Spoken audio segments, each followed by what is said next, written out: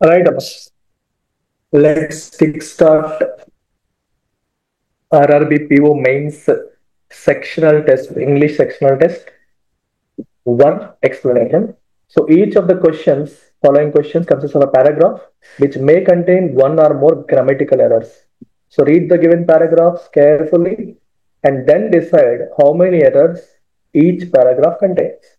Each paragraph లో ఎన్ని errors ఉన్నాయని మీరు ఐడెంటిఫై చేయాలి. సో చెప్పు Russia's geopolitical pivot to Asia. No, pivot to Asia. To అంటే ఏషియా వైపు అన్నట్టు. ఓకేనా? పివట్ అంటే చేంజ్ ఆఫ్ డైరెక్షన్. పివట్ అంటే అర్థమేంటమ్మా? A significant change in direction ని పివట్ అంటాం.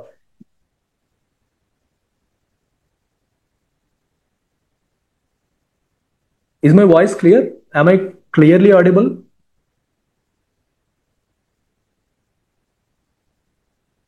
Am I clearly audible, everyone? Okay, నాకు మైక్ ప్రాపర్ గా కనెక్ట్ అవ్వలేదు. Right. Russia's geopolitical pivot to Asia. Pivot అంటే డైరెక్షన్. టు ఏషియా అంటే ఏషియా వైపు, ఏషియా వైపు మళ్ళీంది అని చెప్పడం. టూ అనేది కరెక్ట్ కాదు కాబట్టి ఇది వన్ ఎర్రర్. టూ అంటే కూడా అని ఆ మీనింగ్ లేదు.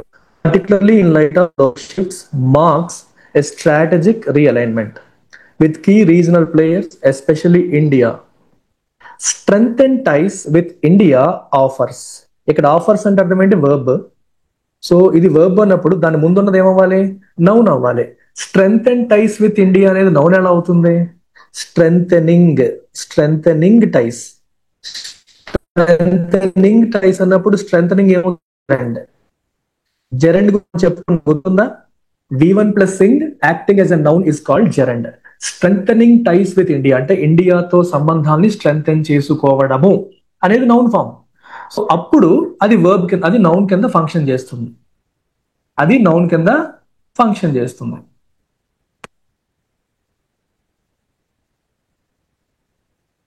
ఓకేనా?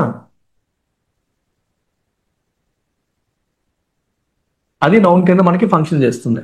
అదే స్ట్రెంగ్త్ అండ్ టైస్ అన్నప్పుడు నౌన్ కింద ఎలా ఫంక్షన్ చేస్తుంది? డెఫినెట్ గా నౌన్ కింద ఫంక్షన్ చేయాలి. సో కాబట్టి ఆన్సర్ ఏంటి? Strength ties with India offers Russia opportunities for economic collaboration. So this is second error. Strength బదులు స్ట్రెంగ్ ఉండాలి. Economic collaboration, technology transfer and energy partnerships. This pivot comes as Russia seeks to diversify its అంటే ITS, its అంటే అర్థం ఏంటి? దాని యొక్క అని. IT' అంటే ఇట్ ఈజ్ అని meaning. So it is ITS అంటే ITS ఉండాలి, ITS ఉండాలి. ఇట్ ఈజ్ కాదు, ITS. ఓకే, S అంటే ఇట్ ఈజ్ అని అర్థం. వితౌట్ ఎపాస్ట్రఫీ లేకుండా నార్మల్ గా ఎస్ ఉంటే అప్పుడు ఇట్ యొక్క అని అర్థం. సో ఇది third error. India, on the other hand, views this partnership as a means to enhance its regional influence and secure vital resources. The evolving dynamics among the two nations. రెండింటి మధ్య చెప్పినప్పుడు among వాడడం కదా, between అనే పదాన్ని వాడతాం. So this is fourth error. So ఎన్ని errors ఉన్నాయి దీంట్లో? 4 errors. Is it clear? 4 errors identify అయ్యా everyone? If you are okay, I'll move on to next. Good. Next చూడండి. India's evolving security challenges, both internal as well as external, necessitate a comprehensive national security strategy. ఇక్కడ both అని పెట్టినప్పుడు both internal and అంటే సరిపోతుంది, లేదా internal as well as external అన్నా సరిపోతుంది. అప్పుడు బోత్ రాయక్కర్లేదు. మీరు బోత్ వాడేటప్పుడు both internal and external, internal and external బాగుంటుంది, లేదా internal as well as external అన్నా బాగుంటుంది, రెండు పెట్టడం రిడెండెంట్. సో ఇది ఒకటి పక్కన పెడదాం. నెసెసిటేట్ a comprehensive national security strategy. As regional dynamics shift and new threats such as cyber warfare, terrorism, and border tensions emerge, a cohesive strategy would helps. ఎప్పుడైనా సరే మోడల్ ఆక్సిలరీస్ పక్కన will, would, shall, should, can, could వీటన్నిటి పక్కన verb ఎప్పుడు కూడా base form లో వస్తుంది, పక్కన ఎస్ రాకూడదు. ఇక్కడ ఏం రావాలి? హెల్ప్. ఎస్ రాకూడదు. So this is second error. Would help streamline the country's defense, intelligence, and diplomatic efforts. This framework would guide decision making, ensuring that national interests are protected across military, economic, and technological domains. Additionally, it would enable India to proactively address security risks, enhance preparedness, and strengthen collaborations with global allies, ultimately safeguarding its sovereignty and promoting regional stability. ఇంకెక్కడ మరి errors కనిపించట్లేదు. So I can see two errors here. ఇంకా ఏమైనా ఉన్నాయా? మీకు ఇంకేమైనా కనిపించాయా? ఉంటే నాకు చెప్పండి. నాకైతే రెండే కనిపిస్తున్నాయి దీంట్లో. I can only see two errors here.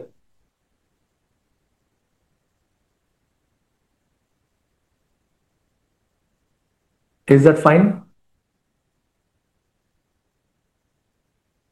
Answer is two errors.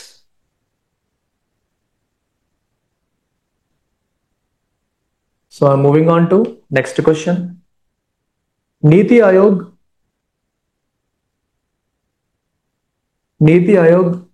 recently అనాలి కదా, అన్వీల్డ్. అన్వీల్ అనేది వర్బ్ ముందు యాడ్ వర్బ్ ఉండాలి. రీసెంట్ అనేది యాడ్జెక్టివ్, రీసెంట్లీ అనేది add verb. Niti Aayog recently unveiled. So first error.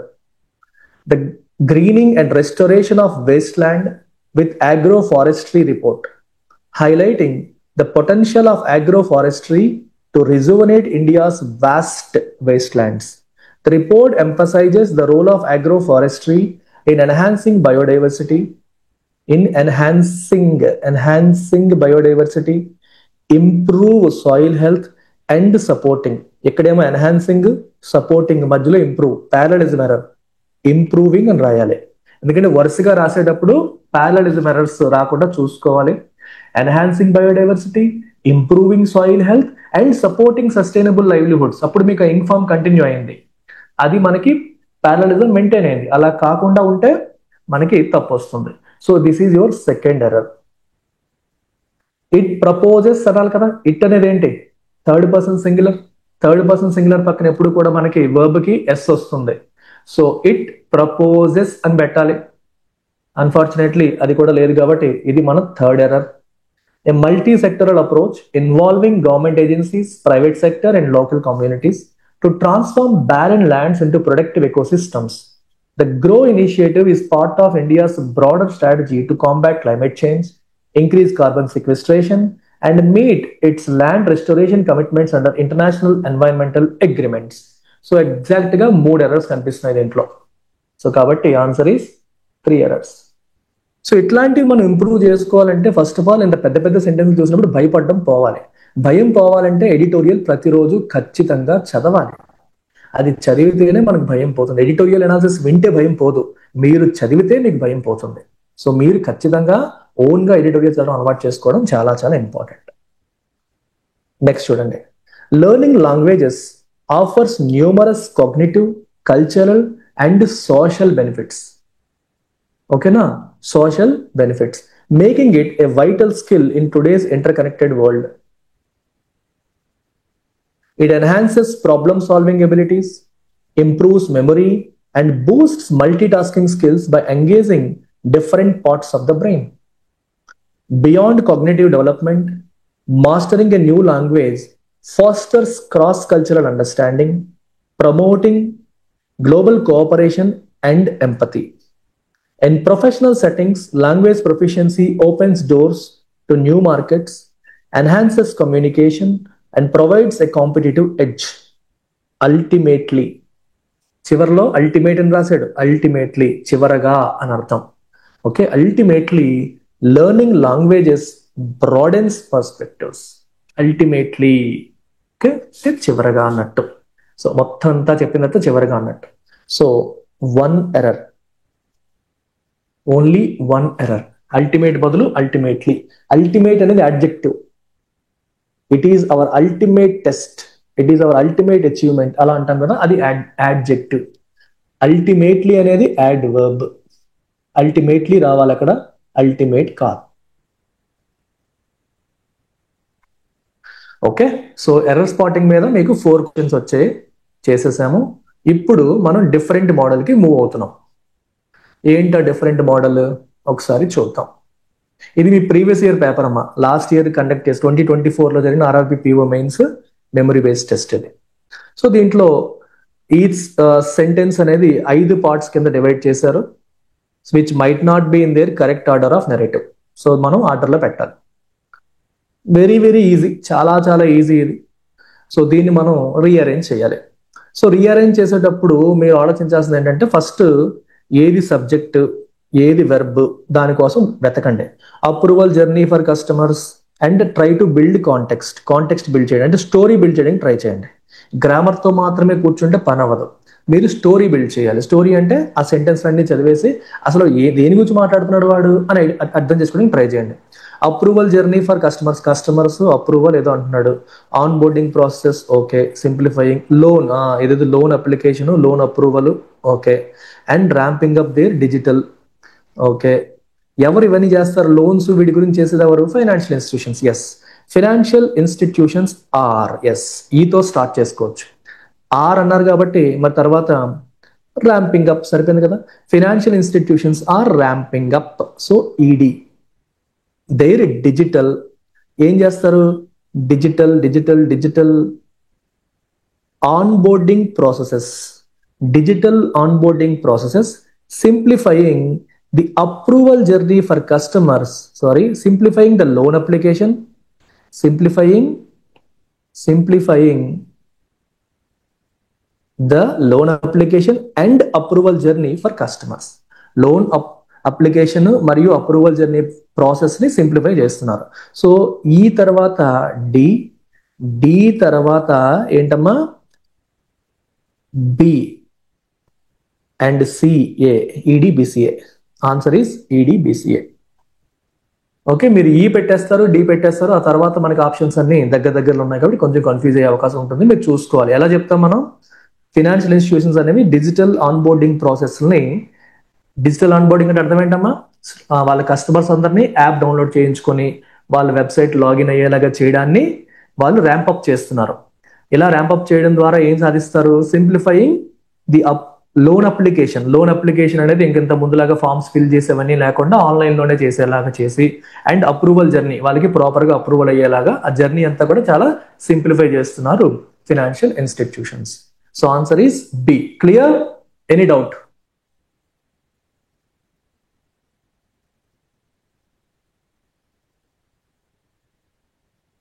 Good. Next. International self, ఇది చదివేటప్పుడు మీరు ఆల్వేస్ ఇది మైండ్లో పెట్టుకోండి. Try to build context. దీనికి స్ట్రాటజీ ఏంటి? ట్రై టు బిల్డ్ కాంటెక్స్ట్ అంటే దాని కాంటెక్స్ట్ ఏంటి, సందర్భం ఏంటి, దేని గురించి మాట్లాడుతున్నారు, స్టోరీ బిల్డ్ చేయడానికి ట్రై చేయండి. ఓన్లీ గ్రామర్ వల్ల మీరు అటు ఇటు తిరిగి పిచ్చెక్కిపోతారు, బ్రెయిన్ పనిచేయదు. ఎప్పుడు మీరు స్టోరీ బిల్డ్ చేస్తారో అప్పుడు మీకు మైండ్ ఒక డైరెక్షన్ వస్తుంది. So strategy important. ఏదైనా చేసేటప్పుడు ఏ స్ట్రాటజీలో చేయాలని ఆలోచించాలి. సో దీనికి స్ట్రాటజీ అంటే what is the strategy for this? Context building. So international self care day, ఇది is celebrated on the 24th of July. So ACB each year to emphasize the importance of self-care and self. చాలా easy. ED ACB ED ఇది easy కదా. ఇది international self care day ఆ రోజు celebrate చేయబడుతుంది. ఏ రోజు? On the 24th అంటే తర్వాత జూలై పెడతాం, అలా పెట్టేయచ్చు. ఇది చాలా చాలా ఈజీ. దీనికి కాంటెక్స్ట్ బిల్డింగ్ ఏమీ చేయక్కర్లేదు, స్ట్రైట్ ఫార్వర్డ్ గానే మీరు ఆన్సర్ పెట్టేయచ్చు. సో చాలా ఈజీ క్వశ్చన్ ఇది, వెరీ వెరీ ఈజీ. నెక్స్ట్ చూద్దాం. Support and guidance as needed, role of caregivers for their parents refers to. ఇక్కడ చూసుకోండి, always look for verb. Main verb ఎక్కడ ఉందో వెతుక్కోండి. అది మోస్ట్లీ ఓపెనింగ్ అయ్యడానికి అవకాశం ఉంటుంది. So parenting parents refers to, parenting parents, parents కి పేరెంటింగ్ చేయడం refers to what? Refers to ఎక్కడ ఉంది? సి ఇక్కడ ఉన్నాయి, రెండు ఆప్షన్స్ ఉన్నాయి. Refers to support and guidance as needed. As needed బాలేదు.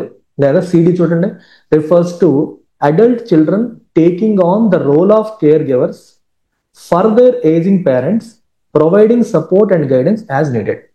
సో బెస్ట్ ఆన్సర్ ఏంటమ్మా? సిడిబిఈఏ. మనం మీనింగ్ చెక్ చేసుకోవాలి. ఇక్కడ మీకు సితో రెండు ఆప్షన్స్ ఉన్నాయి. రెండు ఆప్షన్స్ ని ఒకసారి చెక్ చేద్దాం. ఎలా ఉంది ఒకసారి మళ్ళీ చూడండి రెండు ఆప్షన్స్ ని. పేరెంటింగ్ పేరెంట్స్, పేరెంటింగ్ పేరెంట్స్ అంటే పేరెంట్స్ ని పేరెంట్ చేయడం, అంటే మన తల్లిదండ్రుల్ని వాళ్ళని తల్లిదండ్రులాగా చూసుకోవడం. కామన్ సెన్స్ వాడితే మీకు అర్థమైపోతుంది, తల్లిదండ్రులకి తల్లిదండ్రులు అవ్వడం. సో పేరెంటింగ్ పేరెంట్స్ అంటే అర్థం ఏంటి? Adult children taking on the role of caregivers. Adult ఒక వయసు వచ్చిన, యుక్త వయసుకు వచ్చిన పిల్లలు కేర్ గివర్ రోల్ తీసుకొని ఎవరికి? ఫర్ దేర్ ఏజింగ్ పేరెంట్స్, వయసు మల్లుతున్న పేరెంట్స్ కి providing support and guidance as needed. So answer is CDBEA. Is that clear? Is that clear?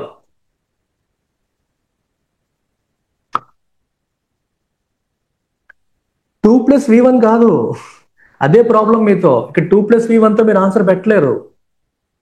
Refers to support and guidance అలా పెట్టేది. అక్కడ V1 ఎక్కడ ఉందో? నీకు ఎక్కడ V1 లేదు, ఎక్కడ V1 లేదు. సో 2 కనిపించగానే పక్కన V1 పెట్టేయాలి అనుకోకండి. ఎందుకంటే ఇక్కడ రిఫర్స్ టు అంటే అది పలానా దానికి రిఫర్ చేస్తుంది అని అర్థం. ఇక్కడ 2 పక్కన V1 రాదు, దీని పక్కన V1 రావాల్సిన అవసరం లేదు. సో 2 వస్తే V1 వచ్చేస్తుంది అన్న బ్లైండ్ గా మైండ్ లో పెట్టుకునే వాళ్ళు తప్పు. సందర్భాన్ని బట్టే వెళ్ళాలి. నేను అందుకే చెప్తాను కాంటెక్స్ట్ ఈజ్ కింగ్. అకౌంటింగ్ లో చెప్పేవారు అనమాట క్యాష్ ఈజ్ కింగ్ అని. సో నేను ఇంగ్లీష్ లో చెప్తాను ఎప్పుడు కూడా context is king, neither grammar nor vocabulary, everything is based on the context. సందర్భాన్ని బట్టే వస్తాయి. సో కాంటెక్స్ట్ అర్థం చేసుకుంటేనే మనకు వస్తుంది.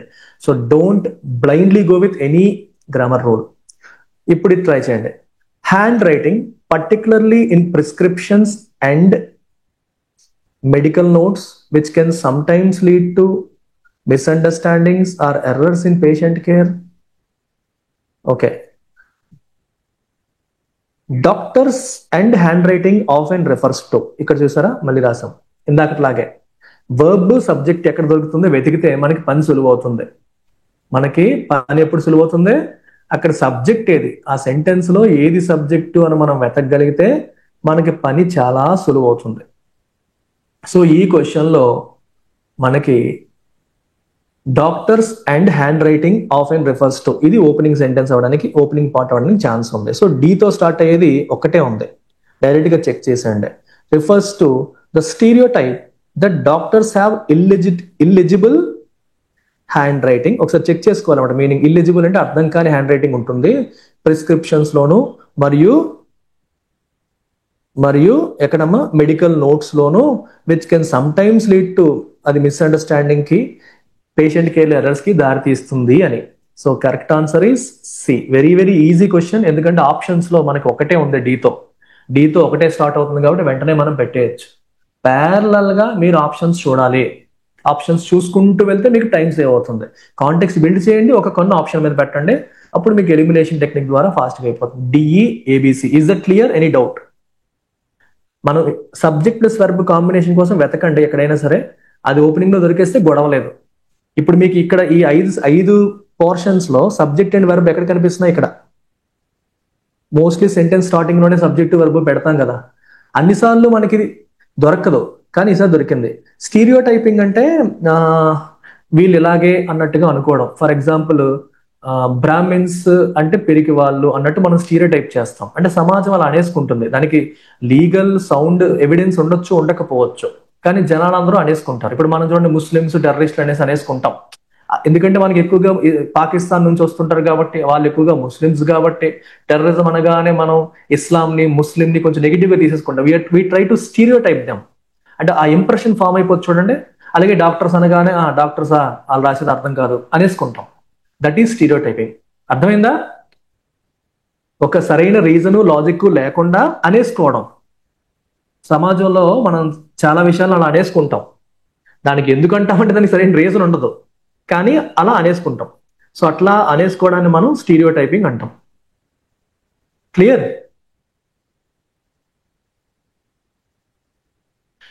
ఓకే, అజంప్షన్స్ పెట్టేసుకోవడం అనమాట. నెక్స్ట్ చూడండి, in the following question 2 sentences are provided, select the most appropriate connector. కనెక్టర్తో మనం కంబైన్ చేయాలి. The manager reviewed the proposal, she approved it after discussing some minor modifications. ఇది ఎలా ఉందో ఒకసారి చూడండి. Manager reviewed the proposal. First రెండింటి మధ్య కాంట్రాస్ట్ ఉందా, కనెక్టివిటీ ఉందా, ఏముందో ఐడెంటిఫై చేయండి. ప్రపోజల్ రివ్యూ చేశారు, తర్వాత అప్రూవ్ చేశారు. సో దీంట్లో కాంట్రాస్ట్ ఏమీ లేదు, రివ్యూ చేసి అప్రూవ్ చేశారు with some minor modifications. So ఏం పెడతాం మనం? ఎండ్ పెడతామా, ఇన్ ఎడిషన్ టు పెడతామా, లైక్ వైజ్ పెడతామా? Best answer is and. It indicates continuity, simple కంటిన్యూటీని ఇండికేట్ చేస్తుంది మనకి.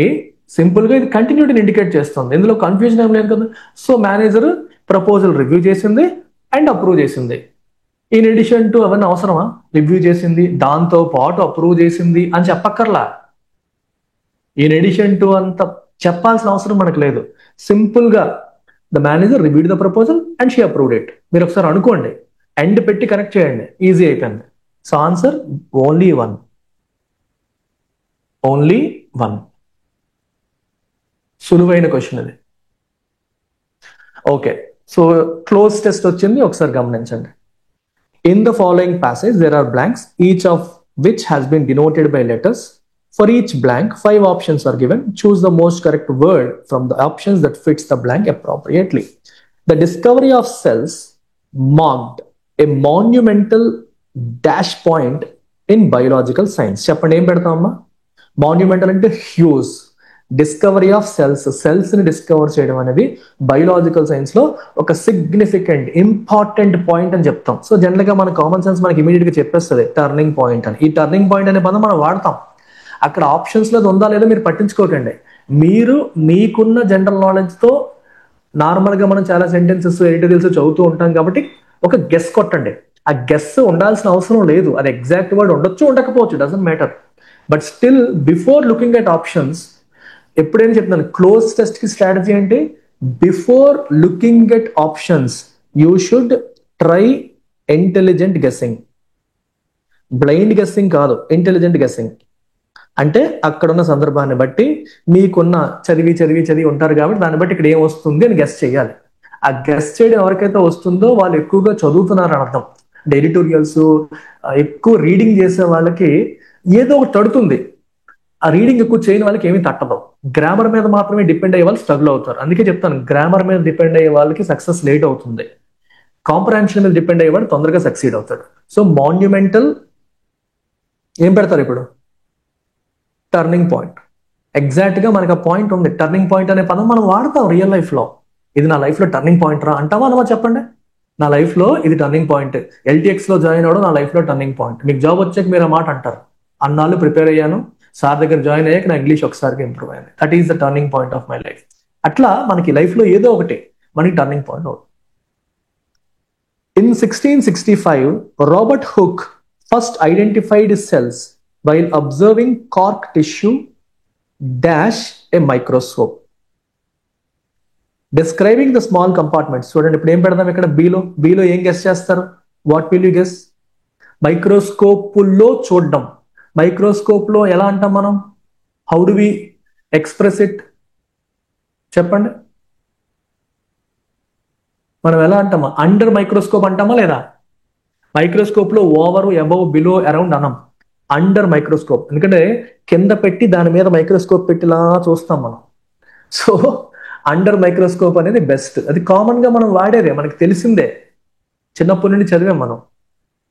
దిస్ రివిలేషన్ అంటే ఒక్కసారిగా బయటపడ్డ విషయం అని అర్థం. మీకు ఏదైనా వొకాబులరీ తెలియకపోయినా మధ్యలో అడగొచ్చు, నేను చెప్తాను. Led to the development of cell theory. So ఈ విషయం బయటపడ్డాక అది సెల్ థియరీ డెవలప్మెంట్ కి దారి తీసింది. Which dash that all living organisms are composed of cells. ఇప్పుడు థియరీ అన్నారు, విచ్ డాష్ అన్నాడు. థియరీ ఏం చెప్తుంది? పాజిట్ ప్రపోజెస్ అనొచ్చు. థియరీ ఏం చెప్తుందమ్మా? ప్రపోజ్ చేస్తుంది లేదా పాజిట్ చేస్తుంది. పాజిట్ అంటే చెప్తోంది, పలానా థియరీ. థియరీ అంటే పలానా విషయం చెప్తారు. సో పాజిట్ కానీ, ప్రపోజ్ కానీ, టెల్స్ కానీ, క్లెయిమ్స్ కానీ ఇట్లాంటి పదాలు వాడచ్చు. దట్ ఏమని? That all living organisms are composed of cells. అన్ని లివింగ్ ఆర్గానిజమ్స్ కూడా వీఆర్ కంపోజ్డ్ ఆఫ్ సెల్స్ అని చెప్పేసి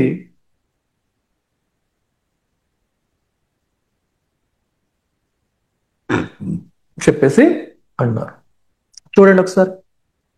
విచ్ పాస్టులేట్స్, ఇది మనం విన్నా, మీరు గుర్తుపెట్టుకోండి ఒకసారి. ఇంటర్మీడియట్ లో చదివినప్పుడు పలానా థియరీ పాస్టులేట్స్ దట్ అని చదివారా లేదా? పాస్టులేట్ అంటే పాయింట్, పలానా చెప్తోంది అని చెప్పడం. పాస్టులేట్స్. థియరీ అనగానే పాజిట్, పాస్టులేట్, ప్రపోజ్ ఇట్లాంటి పదాలు మనం వాడతాం. సజెస్ట్ అనే మీనింగ్ వస్తుంది. Scientific research dash rapidly with the discovery of, ఇక్కడ ర్యాపిడ్లీ అనేది ఏంటి? యాడ్వర్బ్. ర్యాపిడ్లీ యాడ్వర్బ్ కాబట్టి దాని ముందు ఏముండాలి? వర్బ్ ఉండాలి లేదా అడ్జెక్టివ్ ఉండాలి. కానీ సైంటిఫిక్ రీసెర్చ్ అనేది నౌన్ కాబట్టి దాని పక్కన ఆబ్వియస్ గా ఒక వర్బ్ ఉండాలి. వర్బ్ లేకుండా అంత పెద్ద సెంటెన్స్ రాయం కదా. సో సైంటిఫిక్ రీసెర్చ్ ఏమైంది? బాగా గ్రో అయిందని చెప్పొచ్చు, పెరిగిందని చెప్పొచ్చు. సో అలాంటి పదం ఏమైనా దొరుకుతుందా? చూడండి, ప్లగ్డ్ అంటామా? ఫర్నిష్డ్, అడ్వాన్స్ అనొచ్చు కదా. బెటర్ వర్డ్ అడ్వాన్స్ అయింది, బాగా ముందుకెళ్ళింది. ఎందుకంటే కాంటెక్స్ట్ మీరు అర్థం చేసుకుంటే, if you try to understand the context, context ఏం చెప్తుంది మనకి? What is the context trying to tell us? It is trying to tell us that ఒక కొత్త థియరీ కనిపెట్టారు, ఆ థియరీ వల్ల చాలా విషయాలు తెలిసాయి, ఒక పాజిటివ్ మూడ్ లో వెళ్తుంది. మరి అవన్నీ జరిగినప్పుడు మరి లైఫ్ ముందుకెళ్తుందా? మన సైంటిఫిక్ రీసెర్చ్ వెనక్కి వెళ్తుందా ముందుకెళ్తుందా? ముందుకెళ్తుంది. అడ్వాన్స్, అడ్వాన్స్ అవుతుంది అని అర్థం. ఓకేనా? అడ్వాన్స్ అవుతుంది. ఓకేనా? Clear? Any doubt till now? Fetter అంటే మీనింగ్ ఏంటి? ఫెటర్ అంటే రిస్ట్రైన్ చేయడం, కంట్రోల్ చేయడం, ఆపడం. రిపేర్ మీకు తెలుసు. ఫర్నిష్, ఫర్నిష్ అంటే సబ్మిట్ చేయడం, ఫర్నిష్ చేశారు అంటాం. ప్లగ్, ప్లగ్ అంటే, ప్లగ్ అనే మీనింగ్ తెలుసు. ప్లగ్ అనే పదానికి మీనింగ్ తెలుసా? ప్లగ్ అనే పదానికి మీనింగ్ ఎలక్ట్రిక్ ప్లగ్, ఆ ప్లగ్ కాదు. ఇక్కడ ప్లగ్ అంటే మీనింగ్ బ్లాక్, ఫిల్ చేయడం అని అర్థం. ప్లగ్ ఇన్, ప్లగ్ చేశారు, యా చేసుకుంటాం. ఇప్పుడు ఈలో చూడండి ఏమొస్తుందో. Among the most significant developments in cell biology is the study of HeLa cells, a line of human cells dash from Henrietta Lacks in 1951. A line of human cells dash from Henrietta Lacks. ఏం పెడతామా? Line of human cells. Taken from అనొచ్చా? Took from అనం కదా. Taken from అనొచ్చు. Reflected, took from అని అనం కదా. సంక్ from అనం కదా. సంక్ ఫ్రమ్ అని ఎందుకంటాం చెప్పండి? టేకెన్ ఫ్రమ్, దాని నుంచి తీసుకున్నారు. ఓకే, దాని నుంచి తీసుకున్నవి, తీసుకోబడ్డవి. A line of human cells taken from Henrietta Lacks, దాని నుంచి తీసుకోబడ్డవి అని అర్థం. So these cells are legendary in research due to unique ability to continuously divide, make immortal. So ఈ సెల్స్ చాలా లెజెండరీ అంటే ఎందుకంటే అవి ఎప్పటికప్పుడు డివైడ్ అవుతూ ఉంటాయి. సో ఎప్పటికీ చావు లేదు, కొత్త పుట్టుకొచ్చేస్తూ ఉంటాయి. HeLa cells have been vital for countless scientific breakthroughs. HeLa cells have been vital for countless scientific breakthroughs. ఎందుకని వైటల్ అంటే ఇంపార్టెంట్? ఎందుకని? ఫర్ కౌంట్లెస్ అంటే unlimited scientific break throughs. From the polio vaccine, చాలా సైంటిఫిక్ బ్రేక్ త్రూస్ దాని వల్ల వచ్చాయి. ఒకటి polio vaccine development దాని వల్ల వచ్చింది. To advancing cancer research, cancer research కూడా అడ్వాన్స్ అవడం కూడా దాని వల్ల అయింది. సో ఇక్కడ అన్ని positive points. Dash the essential of cell medicine. So polio research కి హెల్ప్ అయింది, క్యాన్సర్ రీసెర్చ్ కి హెల్ప్ అయింది. పాజిటివ్ పాయింట్స్ ఉన్నాయి. సో ఎఫ్ లో ఏం పెట్టాలి మనం? ఒక పాజిటివ్ సెంటెన్సే పెట్టాలి కదా. ఏం పెడతామో చూడండి.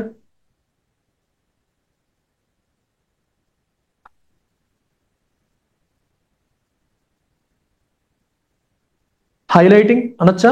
హైలైటింగ్, ఎంఫసైజింగ్ అని. The essential role of cellular biology, modern medicine లో సెల్యులర్ బయాలజీ యొక్క ఎసెన్షియల్ రోల్ అది హైలైట్ చేస్తోంది. క్యాన్సర్ రీసెర్చ్ లోను అలాగే వీటన్నిటిలో కూడా అది ఉపయోగపడింది అని చెప్పడం. హైలైటింగ్, ఎంఫసైజింగ్ అన్ని పాజిటివ్ వర్డ్స్ ఇచ్చారు, కానీ మనం అంటాం వీటన్నిటిలో అది ఉపయోగపడింది కాబట్టి అక్కడ మోడర్న్ రీసెర్చ్ లో సెల్యులర్ బయాలజీ యొక్క రోల్ హైలైట్ చేస్తోంది. హైలైట్ చేస్తూ వెళ్తుందని అర్థం. క్లియర్ కదమ్మా? Can I move on? Good.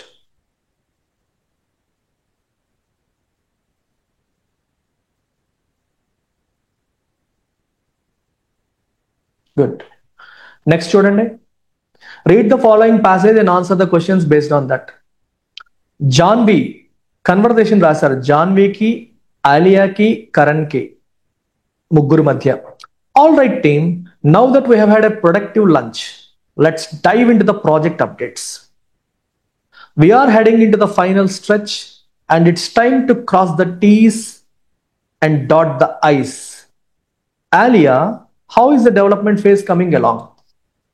Okay, ఇక్కడ మీరు ఏం అర్థం చేసుకోవాలంటే, ఒక ముగ్గురు మధ్య కన్వర్సేషన్ జరుగుతుంది.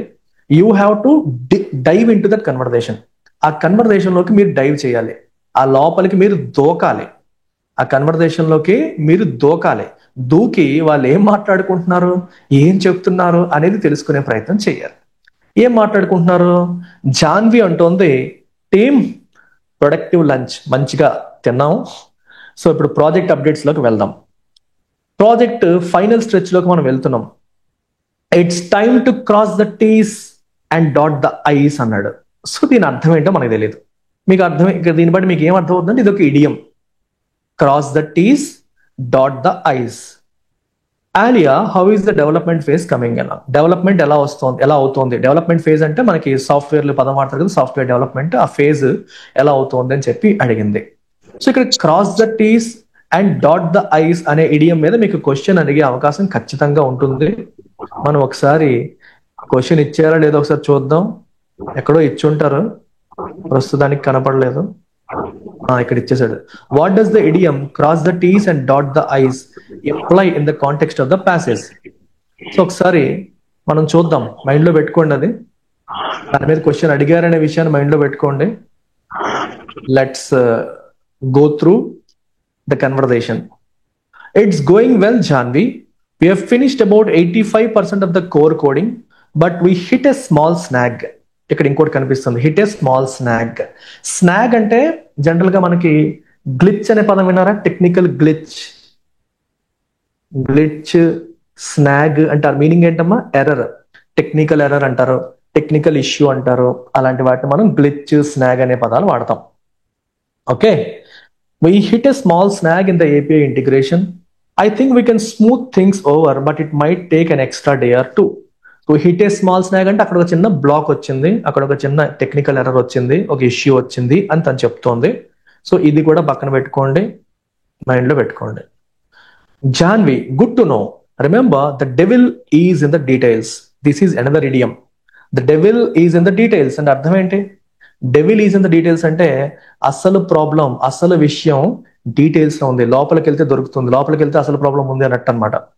Make sure the integration is flawless or we will have bigger issues down the line. Integration ఎటువంటి ఇష్యూస్ లేకుండా, ఫ్లాలెస్ గా, లోపాలు లేకుండా చేయాలి, లేకపోతే మనకి down the line bigger issues ఉంటాయి. Karan, what about the client presentation, are we on track? Next Karan వైపు షిఫ్ట్ అయింది. క్లయింట్ ప్రెజెంటేషన్ రెడీగా ఉందా, ఆర్ వి ఆన్ ట్రాక్ అని కరణ్ అడుగుతుంది. Yes, I have got the main slides ready, పీపీటీలో మెయిన్ స్లైడ్స్ రెడీ అయ్యి, but I need to fine tune the financial breakdowns. ఇంకొంచెం financial issues breakdowns ని fine tune చేయాలి, అంటే ఇంకొంచెం సెటరేట్ చేయాలి. I also want to double check with the marketing team before finalising it. నేను చేసింది కరెక్టా కాదని ఒకసారి మార్కెటింగ్ టీమ్ తో కూడా నేను డబుల్ చెక్ చేసుకోవాలనుకుంటున్నాను, అంటే వాళ్ళతో కూడా క్రాస్ చెక్ చేసుకోవాలనుకుంటున్నాను. ఎందుకంటే మళ్ళీ బయటికి చెప్పేసాక మరి మార్చలేం కాబట్టి వాళ్ళకి కూడా అడిగి కరెక్టా కదా చెక్ చేసుకుంటారని కరణ్ అంటున్నాడు. That's a good approach. Don't put all eggs in one basket. This is another idiom. ఇది ఇడియమ్స్ మీద క్వశ్చన్ అమ్మా, simple. Don't put all eggs in the one basket అంటే అర్థం ఏంటి? అన్నింటినీ ఒకే దగ్గర పెట్టద్దంటే, ఇది మనం ఆల్రెడీ డిస్కస్ చేసాం మన ఇడియమ్స్ లో. అన్ని ఎగ్స్ ఒక బాస్కెట్ లో పెట్టదంటే డైవర్సిఫై చేయాలి, మొత్తం అంతా ఒకే దాని. ఇప్పుడు నీ దగ్గర డబ్బులన్నీ స్టాక్ మార్కెట్ లో పెట్టావు అనుకో, స్టాక్ మార్కెట్ కొలాప్స్ అయితే నువ్వు కొలాప్స్ అయిపోతావు. కొంత గోల్డ్, కొంత రియల్ ఎస్టేట్, కొంత స్టాక్ మార్కెట్ లో పెడితే ఒకటి పోయినా ఇంకోటి కాపాడుతుంది. సో అలా అదనమాట. Don't put all eggs in one basket అంటే మీనింగ్ అది. అంటే అంతా ఒకే దగ్గర పెట్టొద్దు, డైవర్సిఫై చెయ్యు, ఒకే చోట రిస్క్ చేయొద్దు అని అర్థం. Collaborating with the marketing team will help ensure we've got everything aligned for before the client says it. అంటే నీ పని నువ్వు చేసేసుకోవడం కాదు, మొత్తం ఒకటే దాని మీద చేసేయకుండా మార్కెటింగ్ టీమ్ తో కూడా కొలాబరేట్ చేయడం వల్ల మనకి ఏమైనా తప్పు ఉన్నా ఏమన్నా కరెక్షన్ జరుగుతుంది, రిస్క్ డైవర్సిఫై అవుతుంది అని తను చెప్తోంది. Alia, I agree, better safe than sorry, another idiom. Okay, ముందు జాగ్రత్త పడడం బెటర్, తర్వాత బాధపడడం కన్నా. బెటర్ సేఫ్ దాన్ సారీ అంటే అర్థం ఏంటి? ముందే జాగ్రత్త పడడం బెటర్, తర్వాత బాధపడడం కన్నా. But Karan, let me know if you need any tech input for the slides. నీకు ఏమైనా టెక్నికల్ ఇన్పుట్ కావాలంటే చెప్పు, నేను చెప్తాను. We don't want miss any technical aspect, technical aspects అవ్వకూడదు. Karan, thanks Alia, I will loop you in once I finalise the data. Loop you అంటే నిన్ను కూడా, మార్కెటింగ్ టీమ్ తో మాట్లాడుతున్నాడు కదా కరణ్, తర్వాత నిన్ను కూడా నేను తీసుకుంటాను ఒకవేళ డేటా అంతా ఫైనలైజ్ చేశాక. లూప్ యూ అంటే నేను కూడా ఆ డిస్కషన్ లో ఇన్వాల్వ్ చేస్తాను అని అర్థం. Janvi, great teamwork both of you, let's keep our eyes on the prize. అంటే ఆన్ ద ప్రైజ్ అంటే ఏంటి? ద మెయిన్ థింగ్, మనం దేనికోసం అయితే టార్గెట్ చేస్తున్నాం ఆన్ ద టార్గెట్ అనమాట. టార్గెట్ మీద దృష్టి పెడదాము. We're almost there. And little extra attention now will save us from headaches later. ఇప్పుడు కొంచెం ఎక్స్ట్రా అటెన్షన్ పే చేస్తే రేపు పొద్దున హెడేక్స్ నుంచి మనల్ని కాపాడుతుంది. Just remember, this project needs to be airtight by the time we present it to the client. మనం client కి ఇది ప్రెజెంట్ చేసే టైం కల్లా ఈ ప్రాజెక్ట్ ఎయిర్ టైట్ గా ఉండాలి, ఏ ఇష్యూస్ దాంట్లో ఉండకూడదు, ప్రాపర్ గా ఉండాలి అని అర్థం. Alia, we've got this, Janvi. I will ensure the coding is completed and thoroughly tested. Coding proper గా కంప్లీట్ అయ్యేలాగా, ప్రాపర్ గా టెస్ట్ అయ్యేలాగా నేను ఎన్ష్యూర్ చేస్తాను అని అలియా అంటుంది. Karan, I will make sure the presentation is polished and ready to go. So నేను కూడా presentation polished and ready to go అంటే మొత్తం నీట్ గా ఉండేలాగా నేను చూసుకుంటానని చెప్పేసి. పాలిష్డ్ అంటే మొత్తం అంతా ఫైన్ ట్యూన్ చేసి తప్పులన్నీ చేసేసి నీట్ గా చేస్తానని అర్థం.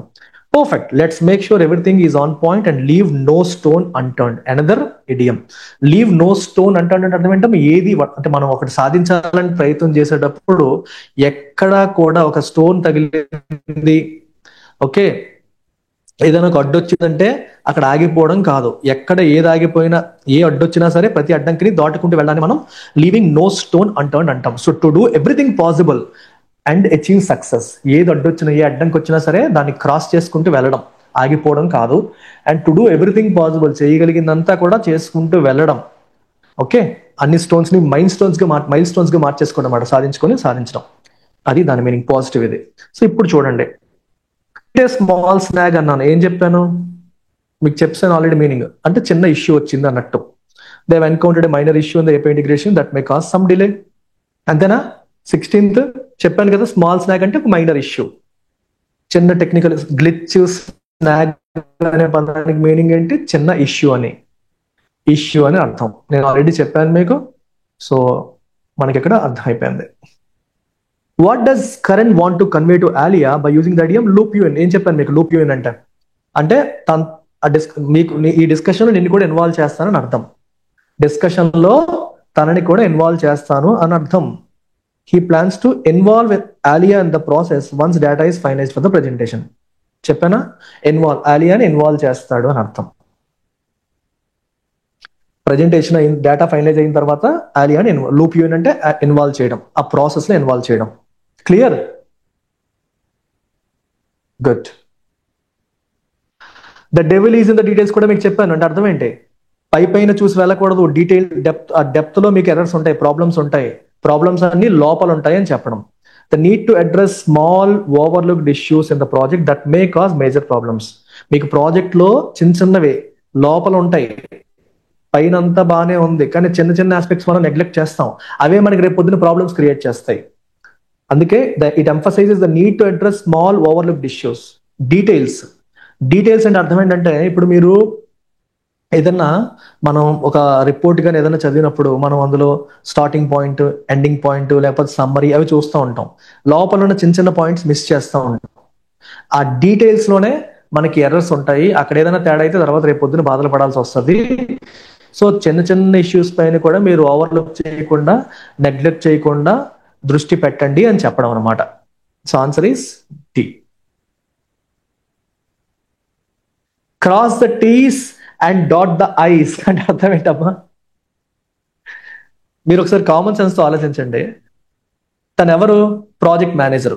మాట్లాడుతున్నవాడు ఎవరమ్మా? ప్రాజెక్ట్ మేనేజర్ అని తెలుస్తుంది కదా. ఆలియా, కరణ్ ఎవరు? తన teammates. Alia, Karan teammates.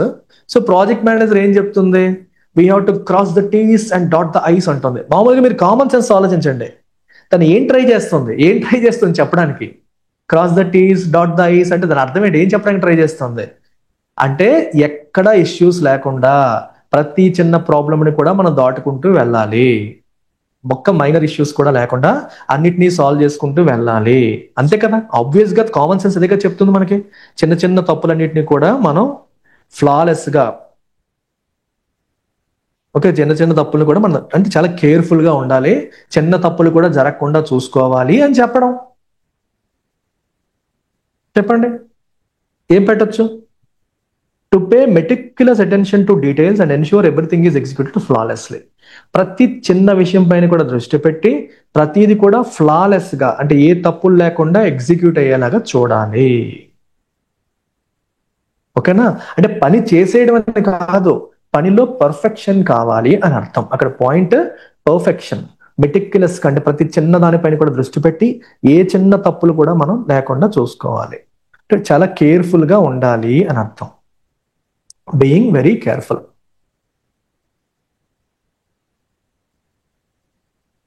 Okay, 19 questions cover చేసాం, సగం అయిపోయింది, రిమైనింగ్ సగం రేపటి క్లాస్లో చేస్తాను. క్లియర్? రేపు అయిపోతుంది మీకు మొత్తం 40 క్వశ్చన్స్ కదా, రిమైనింగ్ 21 క్వశ్చన్స్ నేను రేపటి క్లాస్లో క్లియర్ చేస్తాను. అర్థమైంది కదా మొత్తం? Is the clear? Is the explanation good? Understandable? Cool. మీకు ఇది ఓకే అయితే నేను వరుస పెట్టి టెస్ట్లు పెట్టేస్తాను, ఇంకా నాకు హెడేక్ ఉండదు. ఎక్కడ మేము అక్కడ నుంచి కంటిన్యూ చేద్దాము. 19th వరకు నేను చెప్పేసాము. సో 20th క్వశ్చన్ చూడండి. 4 words హైలైట్ చేశారు, which may or may not be grammatically or contextually correct. So choose the option from the given options that can be the best replacement for the highlighted words. చాలా easy అమ్మా, highlight చేసిన words కి best replacement వెతకాలి. The PMLA 2002, PMLA 2002 goals to prevent. Goals to prevent ఏంటమ్మా? అక్కడ ఏం చెప్పాలనుకుంటుంది? To prevent. Prevent అంటే ప్రివెంట్ చేయాలనుకుంటుంది. అంటే ప్రివెంట్ చేయాలనుకోవడం అనేది ఏంటి? ఒక వర్బ్ కదా. సో అక్కడ వర్బ్ రావాలి, కానీ ఇక్కడ ఏమొచ్చింది? గోల్స్ అనే నౌన్ వచ్చింది. సో ఏం చెప్పాలి?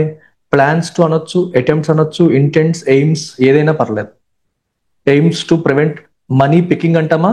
It is money laundering. అసలు పిఎంఎల్ఏ ఫుల్ ఫామ్ ఏంటి? Prevention of money laundering, money laundering. So ఆ వర్డ్ ఇక్కడ ఉంది, డైరెక్ట్ గా పెట్టేయచ్చు. Aims to prevent money laundering. Money laundering అంటే అర్థం ఏంటమ్మా? మనకి తప్పుగా ఇల్లీగల్ గా ఎర్న్ చేసిన మనీని, ఇల్లీగల్ గా సంపాదించిన డబ్బుని లీగల్ మనీగా చూపించే ప్రక్రియని, బ్లాక్ మనీని, తప్పుడు మనీని వైట్ మనీగా చూపించే ప్రక్రియని మనం ఏమంటాం? We call it money laundering. So easy question ఇది. సో మనీ పికింగ్ కాదు, మనీ లాండరింగ్ అనేది బట్టి పెట్టేయచ్చు. Provides for the annex of, annex కాదమ్మా, కాన్ఫిస్కేషన్. కాన్ఫిస్కేషన్ అంటే స్వాధీనపరచుకోవడం. Property obtained through or involved in money laundering. ఇక్కడ ఇచ్చాడు మనీ లాండరింగ్, దీన్ని బట్టి మీరు చెప్పవచ్చు. అలాంగ్ విత్ అంటాం, అమాంగ్ విత్ అనం. Along with addressing related issues. Related issues ని అడ్రస్ చేయడంతో పాటు, అలాంగ్ విత్ అంటే మీనింగ్ ఏంటి అక్కడ? అడ్రస్, రిలేటెడ్ ఇష్యూస్ ని అడ్రస్ చేయడంతో పాటు అని అర్థం. Along with. So answer is T. Very easy question. Second చూడండి. General consent authority the CBI in conduct investigations. తప్పులు ఉన్నాయి. సో జనరల్ కన్సెంట్ ఏం చేస్తుంది? సిబిఐని ఎనేబుల్, ఎంపవర్, ఎంపవర్ అనే పదం బెటర్, ఎంపవర్ చేస్తుంది. దేంట్లో? ఎట్ అంటామా? నో, టు అనొచ్చు. ఇక్కడ కండక్ట్ అనేది ఉంది కాబట్టి దాని ముందు టు కండక్ట్ అనొచ్చు. ఇన్ పెట్టినప్పుడు ఇన్ కండక్టింగ్ అని రాయొచ్చు, ఇన్ కండక్ట్ అనం. So to conduct. సో దాని ప్రకారం ఇది బెస్ట్. సెకండ్ సెంటెన్స్ బట్టి మనం ఈజీగా చెప్పేయచ్చు. సెకండ్ దాన్ని బట్టి మనం చాలా ఈజీగా చెప్పేయచ్చు. ఎందుకంటే general consent allows the CBI to conduct investigations. ఏదో ఒక దగ్గర తెగిపోద్దామా మనకి, ఎక్కడో ఒక దగ్గర ఏదో ఒక టర్మ్ మనకి పక్కాగా ఇది అని తెలుసు. ఇందాక కేసులో మనీ లాండరింగ్, ఈ కేసులో to conduct investigations. To conduct investigations in a state without seeking permission for each case. ప్రతి కేసుకి పర్మిషన్ అడగాల్సిన పరిస్థితి లేకుండా ఇన్వెస్టిగేషన్స్ కండక్ట్ చేసే అవకాశాన్ని ఇస్తుంది, అలో చేస్తుంది. So answer is B. Answer is B. ఏదైనా అర్థం కాకపోయినా, ఏదైనా పదం తెలియకపోయినా అడగండి. ఓకేనా? I will keep moving. The signature of the BIT among India and Uzbekistan nations. ఇక్కడ మీరు పట్టించుకోవచ్చు, అమాంగ్ అనం కదా, రెండు కంట్రీస్ అని చెప్పినప్పుడు. సో బిట్వీన్ ఉన్నది ఎక్కడ మనకి? ఇక్కడ ఉంది, ఇక్కడ ఉంది. సో మోస్ట్లీ ఇది ఏ. చెక్ చేసేయండి. The signature of the BIT కాదు, the signing of the BIT between India అంటే ఇండియా మరియు ఉజ్బెకిస్తాన్ దేశాల మధ్య. బిట్ అంటే బైలేటరల్ ఇన్వెస్ట్మెంట్ ట్రీటీ. ఇది మీకు తెలీదు, ఎకానమీలో చెప్తాము. బైలేటరల్ ఇన్వెస్ట్మెంట్ ట్రీటీ, అది బిట్. Signing will upgrade. ఎప్పుడైనా ఏంటి, మోడల్ ఆక్సిలరీస్ తర్వాత ఏం రావాలమ్మా? ఎస్ వస్తుందా? వర్బ్ కి రాకూడదు, ఎప్పుడు బేస్ ఫామ్ లో రావాలి. ఆక్సిలరీస్ తర్వాత వర్బ్ ఎప్పుడు బేస్ ఫామ్ లో రావాలి. సో అప్గ్రేడ్ బదులు ఏం రావాలి? Third sentence enhance. సరిపోయింది.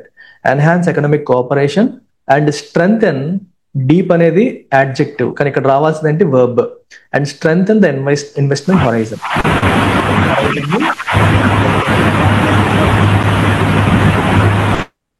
ఓకే, ఇన్వెస్ట్మెంట్ హొరైజన్ ని స్ట్రెంగ్థెన్ చేస్తుంది. క్లియర్? ఏమా any doubts in this? Answer is A. So దీంట్లో మనకి డీల్ బ్రేకర్ ఏంటి? అమాంగ్ ప్లేస్ లో బిట్వీన్. అది ఒక్కదాన్ని బట్టే పెట్టేయకూడదు, మిగిలిన కూడా చెక్ చేయాలి. ఒకటి కరెక్ట్ అనిపించినప్పుడు you have to check complete sentence clear check చేసుకోవాలి. ఎందుకంటే మెయిన్స్ లో నెంబర్ ఆఫ్ అటెంప్ట్స్ కన్నా కూడా యాక్యురసీ ఇంపార్టెంట్. మీరు తక్కువ అటెంప్ట్స్ చేసినా సరే యాక్యురసీ ఉంటే మీకు జాబ్ పక్కా వస్తుంది, యాక్యురసీ లేకపోతే కష్టం. So you have to maintain proper accuracy in mains. Clear? Any doubts till now? Can I move on? Doubt ఉంటే ఆపండి, I moving on to question number 23. The amendment takes effect అనకూడదు. AFFECT effect అంటే ప్రభావితం చేయడం, impact, influence అనే meaning వస్తుంది. The amendment takes effect అంటారు. Take effect అంటే అర్థం ఏంటంటే అమల్లోకి వచ్చింది అని అర్థం. If something takes effect it means అది అమల్లోకి వచ్చింది, అది అమల్లోకి వచ్చింది అని అర్థం. Takes effect for all UN members when approved by 2/3 of the General Assembly and ratified by 2/3 of UN members, including all Permanent Security Council members. ఇది easy. Member అనకూడదు కదమ్మా, security council members. So answer is C. 23 answer is C. Take effect, దీంట్లో deal breaker అంటే take effect అంటే if something takes effect from అంటే ఆ రోజు నుంచి అమల్లోకి వచ్చింది అని. ఓకే, ఇఫెక్ట్ కి ఎఫెక్ట్ కి డిఫరెన్స్ ఏంటి? సో జనరలీ ఎఫెక్ట్ అనేది ఎప్పుడు కూడా ఓన్లీ వర్బ్ గానే యూజ్ చేస్తారు. It is never used as a noun, it is always used as verb. Effect అనేది it can be used as a verb, it can also be used as a noun. ఎక్కువగా effect అనేది noun గా వాడతారు. ఇది ఎక్కువగా noun గా వాడతారు, ఇది ఎప్పుడు వర్బ్ గానే వాడతారు. ఇఫెక్ట్ ని వర్బ్ గా కూడా వాడచ్చు, బట్ ఎఫెక్ట్ ని ఓన్లీ వర్బ్ గా మాత్రమే వాడతారు, నౌన్ గా వాడరు. సో మీనింగ్ ఏంటంటే ఇఫెక్ట్ అంటే what is the effect. For example let's say నీకు ఎగ్జాంపుల్ చెప్తాను. నీకు ఒంట్లో బాగాలేదు, నువ్వు మందులు వేసావు. అప్పుడు ఆ మందులు పనిచేస్తున్నాయా లేదా అనడానికి ఏమంటాం? ఈజ్ దేర్ ఎనీ ఎఫెక్ట్ అంటే ఏమైనా ఫలితం ఉందా అంటాం కదా తెలుగులో. ఏమంటాం మనం? ఏమైనా ఫలితం ఉందా అంటే మందులు వేస్తున్నావు కదా, ఏమైనా ఫలితం ఉందా, ఏమైనా రిజల్ట్ ఉందా? మరి మందులు వేస్తున్నందుకు ఏమైనా దాని యొక్క ఫైనల్ రిజల్ట్ అన్నట్టు. సో ఇక్కడ ఎఫెక్ట్ అంటే అర్థం ఏంటి? రిజల్ట్ అని, ఎండ్ రిజల్ట్ అని, ఎండ్ మనకి చివరిగా ఏమొచ్చిందని ఆ మీనింగ్ వస్తుంది. అది మీనింగ్. టేక్ ఎఫెక్ట్ అంటే అర్థం అమల్లోకి రావడం. ఇది ఎక్స్ప్రెషన్. ఇది టేక్ ఎఫెక్ట్ అంటే కంప్లీట్ గా డిఫరెంట్ మీనింగ్. టేక్ ఎఫెక్ట్ అమల్లోకి వచ్చింది అనే మీనింగ్ వస్తుంది. మామూలుగా ఎఫెక్ట్ అంటే ఇది. What is the effect on this అంటే దీని మీద ఏంటి రిజల్ట్, దీని మీద ఏంటి ప్రభావం, దీని మీద ఏంటి ఇంపాక్ట్ అని చెప్పి అనొచ్చు. ఫైనల్ గా ఏమవుతుంది అని చెప్పొచ్చు. ఎఫెక్ట్ అనేది జనరల్ గా వర్బ్ గానే వాడతారు, జనరల్గా ప్రభావితం చేయడం, ఇన్ఫ్లుయెన్స్ చేయడం అనే కాంటెక్స్లో మనం వాడతాం. సో అది మీరు వాడుకలో మీకు క్లియర్గా తెలుస్తుంది డిఫరెన్స్. ఈఎఫ్ఎఫ్ ఈసిటి చాలా సందర్భాల్లో నౌన్ గా వాడతారు. ఏఎఫ్ఎఫ్ ఈసిటి చాలా ఆల్మోస్ట్ అన్ని సందర్భాల్లో, ఆల్మోస్ట్ కాదు 100% ఆఫ్ ద టైమ్స్ వర్బ్ గానే వాడతారు. Okay, so it has affected my mood అంటాం. ఎఫెక్టెడ్ మై మూడ్, నా మూడ్ ని ప్రభావితం చేసింది. ఎఫెక్టెడ్ మై మూడ్, అట్లా మనం అంటాం. సో ఎఫెక్ట్ అలా కాంటెక్స్ట్ ఎక్కువగా వాడతాం. మీకు రెండు కలిపి ఒక ఎగ్జాంపుల్ చెప్తాను. చెప్తే మీకు క్లియర్గా అర్థమైపోతుంది.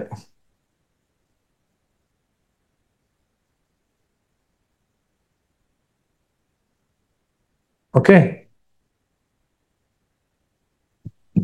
దాన్ని బట్టి మీరు ఈజీగా చెప్పేయచ్చు. ఇప్పుడు ఒక సెంటెన్స్ చూడండి. The government policy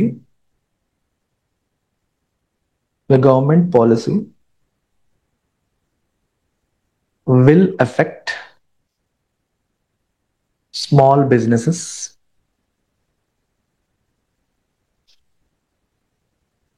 comma, but its long-term effect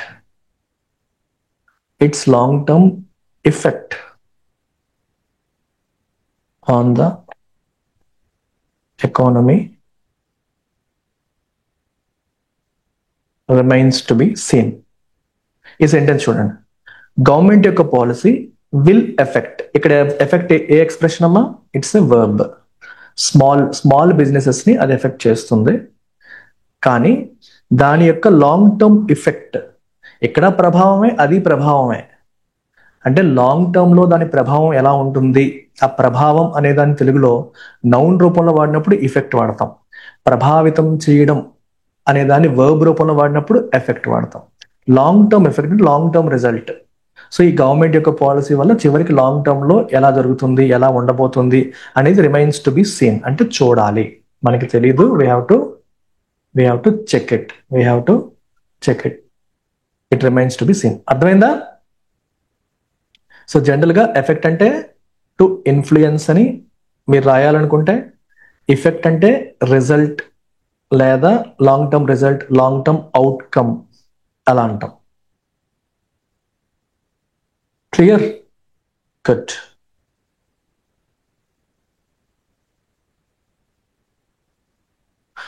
అలా చిన్న చిన్న డౌట్స్ ఉన్నా క్లియర్ చేసుకోండి, don't hesitate. Okay, clear.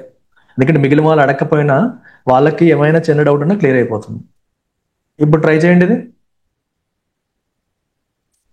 Select a phrase or connector starters from the given three options, which can be used to form a single sentence from the two sentences given below, implying the same meaning as expressed in statement sentences. Okay. The Reserve Bank of India plays a crucial role in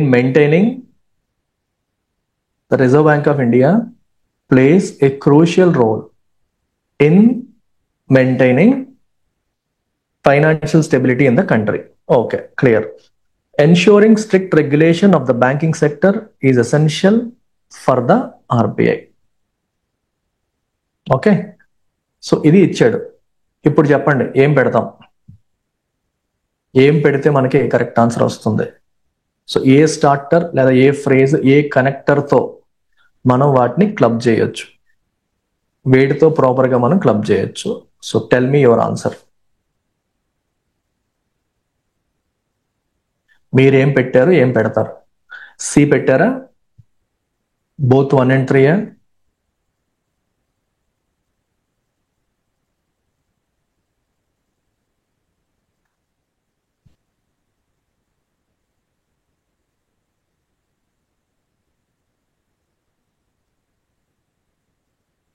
చాలా easy question ఇది, చాలా easy question. ఒక రెండు విషయాలు చూడండి. ఫస్ట్ది, RBI financial stability maintain చేయడంలో crucial role play చేస్తుంది. RBI plays a crucial role in maintaining financial stability. Okay, బాగానే ఉంది. Ensuring strict regulation of banking sector is essential for RBI. ఈ రెండు ఒకదానికొకటి లింక్ అయ్యాయో లింక్ లేకుండా ఉన్నాయో చెప్పండి. Are they connected sentences? ఒకదానితో ఒకటి కనెక్ట్ అవుతున్నాయా, సంబంధం లేకుండా ఉన్నాయా? మీరు కొద్దిగా ఆలోచిస్తే మొదటి సెంటెన్స్ ఫైనాన్షియల్ స్టెబిలిటీ మెయింటైన్ చేయడంలో క్రూషియల్ రోల్ ఆర్బీఐ ప్లే చేస్తుంది అన్నాడు. రెండో దాంట్లో బ్యాంకింగ్ సెక్టార్ స్ట్రిక్ట్ రెగ్యులేషన్ చేయడం ఎసెన్షియల్ అని చెప్పన్నాడు. మరి సంబంధం ఉన్నట్టే కదా.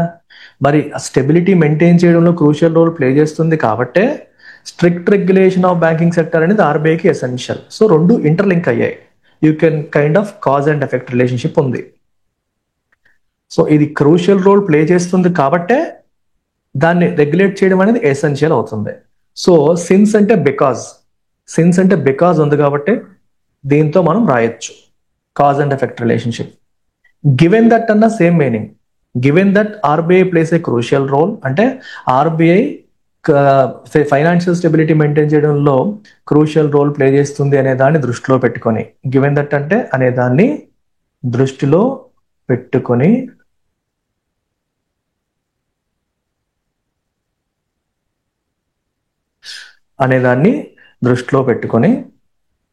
అని చెప్పడం. సో అది కూడా సింక్ అవుతుంది. 1 and 3 రెండు సింక్ అవుతాయి. 2 సింక్ అవ్వదు. ఎందుకని? It indicates contrast. అసలు ఆ రెండు సెంటెన్స్లు కాంట్రాస్ట్ కాదు కదమ్మా, రెండు ఒకటే point. So crucial role play చేస్తుంది కాబట్టే బ్యాంకింగ్ సెక్టార్ స్ట్రిక్ట్ గా రెగ్యులేట్ చేయడం అనేది ఆర్బీఐకి ఎసెన్షియల్. ఇక్కడ కాబట్టి మీకు చెప్పాను క్లాసెస్లో, కనెక్టర్స్లో ఏవైతే చెప్పానో అవన్నీ మీకు ఇక్కడ హెల్ప్ అవుతాయి. క్లియర్ ఏమా? అర్థమైంది కదా. అందుకు సి కాంట్రాస్ట్ హౌఎవర్ 100% తప్పు. అంటే మీకు కాంట్రాస్ట్ అనేది బాగా అర్థమైతే హౌఎవర్ తప్పు అని వెంటనే స్ట్రైక్ అవుతుంది. సో 2 తప్పు కాబట్టి answer 1 and 3.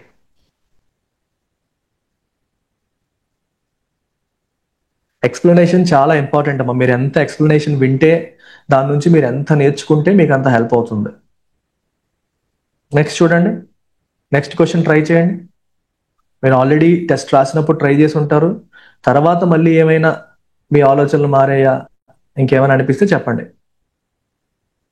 Try this question. The Kisan Vikas Patra is a saving scheme that aims to encourage long-term investment among farmers. Farmers లో ఇది లాంగ్ టర్మ్ ఇన్వెస్ట్మెంట్స్ ని ఎంకరేజ్ చేస్తుంది. ఏది? కిసాన్ వికాస్ పాత్ర. The scheme guarantees a fixed return after the maturity period. ఈ scheme మనకి after a certain maturity period మనకి fixed return guarantee చేస్తుంది. ఓకే, ఇప్పుడు ఫస్ట్ ఎలిమినేట్ చేయండి అమ్మా. సేమ్ ఇందాక లాజిక్ తోనే ఎలిమినేట్ చేయండి. ఏది ఎలిమినేట్ చేస్తారు ఫస్ట్? డిస్పైట్. అసలు డిస్పైట్ ఎందుకు మనకి ఇక్కడ? కాంట్రాస్ట్ ఏముంది? ఇది long term investment among farmers ని ఎంకరేజ్ చేస్తుంది కాబట్టే మెచ్యూరిటీ పీరియడ్ తర్వాత ఫిక్స్డ్ రిటర్న్ గ్యారంటీ చేస్తుంది. ఈ రెండు ఇంటర్ కనెక్ట్ అయ్యే సెంటెన్సెస్ ఒకదానికొకటి ఎక్స్ప్లెయిన్ చేసుకుంటున్నాయి. One sentence explains the other sentence. So despite అనేది ఎలిమినేటెడ్. సో ఓన్లీ 2 అనేది తప్పు, 2 and 3 కూడా తప్పు. మీరు ఓన్లీ 3 కానీ 1 and 3 కానీ వెళ్ళాలి. మీకు ఇంకో టెక్నిక్ కూడా చెప్తాను. When you are not sure 1 and 3 రెండు ఉంటాయా లేదా ఒకటే ఉంటుందా మీకు తెలియట్లేదు అనుకోండి, 2 పక్కాగా ఎలిమినేటెడ్ కాబట్టి ఎలిమినేట్ చేసేసి 2 ఉన్న ఆప్షన్స్ అన్ని తీసేస్తే you are left with B and C. 3యా 1 and 3యా? ఓకే, ఇక్కడ 1 ఏం చెప్తుంది? As the Kisan Vikas Patra is a saving scheme. As అంటే ఏంటి మీనింగ్? యాజ్ అంటే మనకి బికాజ్ అనే మీనింగ్ ఉందని చెప్పానా? యాజ్ కి మల్టిపుల్ మీనింగ్స్. యాజ్ కి, సిన్స్ కి, బికాజ్ అనే మీనింగ్ ఉంది. Okay, so as Kisan Vikas Patra is a saving scheme ఏం రాస్తారు? It guarantees a fixed return after the maturity period that aims to encourage long-term investment among farmers. Okay, it guarantees a fixed return after the maturity period. The fixed return ni adi ensure guarantee చేస్తుంది. So 1 correct. Considering same thing, considering that లేదా given that అంటే దీన్ని దృష్టిలో పెట్టుకొని, given that ఇది mind లో పెట్టుకొని అంటే మళ్ళీ అగైన్ సేమ్ పాయింట్. ఇది కూడా కరెక్ట్ అవుతుంది. ఇక్కడ ఇక్కడ గివెన్ దట్ అని రాశారు కదా, ఇక్కడ కన్సిడరింగ్, గివెన్ దట్ కి కన్సిడరింగ్ దట్ కి డిఫరెన్స్ ఏంటి? రెండు కరెక్ట్, రెండు సేమ్ లాజిక్, సేమ్ మీనింగ్, రెండింటికి సేమ్ మీనింగ్, సేమ్ లాజిక్ మనకు వస్తుంది. Clear? Any doubts in this?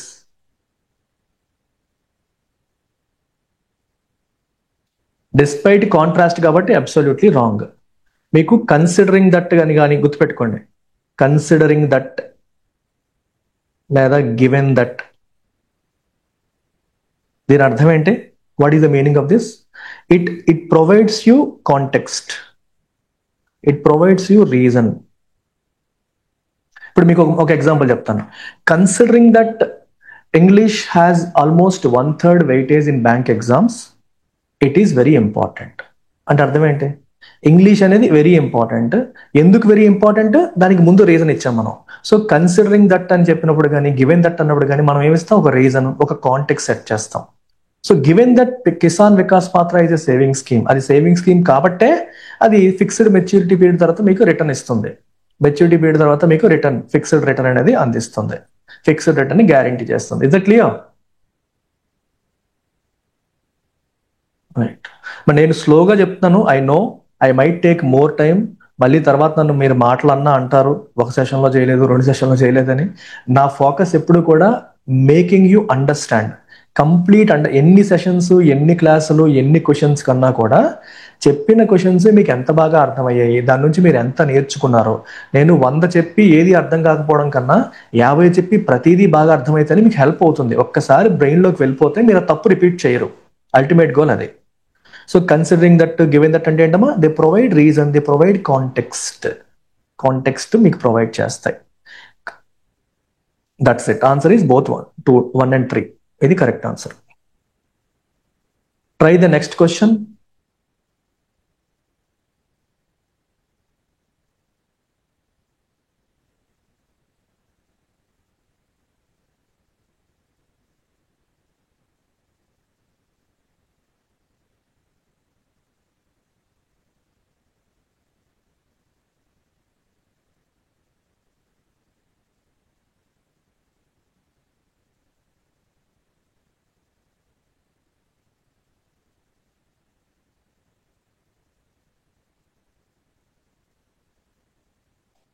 Digital farming is transforming agricultural practices by integrating technology into farming operations.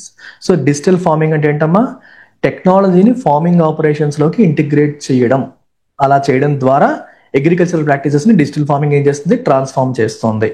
It enhances productivity by using data driven insights and automation. మళ్ళీ same logic, first statement, రెండు statement interconnected. అది agricultural practices ని transform చేస్తుంది అన్నారు, చేస్తూ దాన్ని ఎక్స్టెండ్ చేస్తూ అది ప్రొడక్టివిటీని ఎన్హాన్స్ చేస్తుంది data driven insights and automation ద్వారా. సో అగైన్ మనకి ఏమైనా కాంట్రాస్ట్ ఉంటే కొట్టేయండి, ఆల్దో కాంట్రాస్ట్ కాబట్టి కొట్టేయండి. Same logic, since, given that, 1 and 3 పెట్టేయచ్చు కళ్ళు మూసుకొని. సిన్స్ అంటే బికాస్, గివెన్ దట్ అన్న provides you reason and context, reason and context.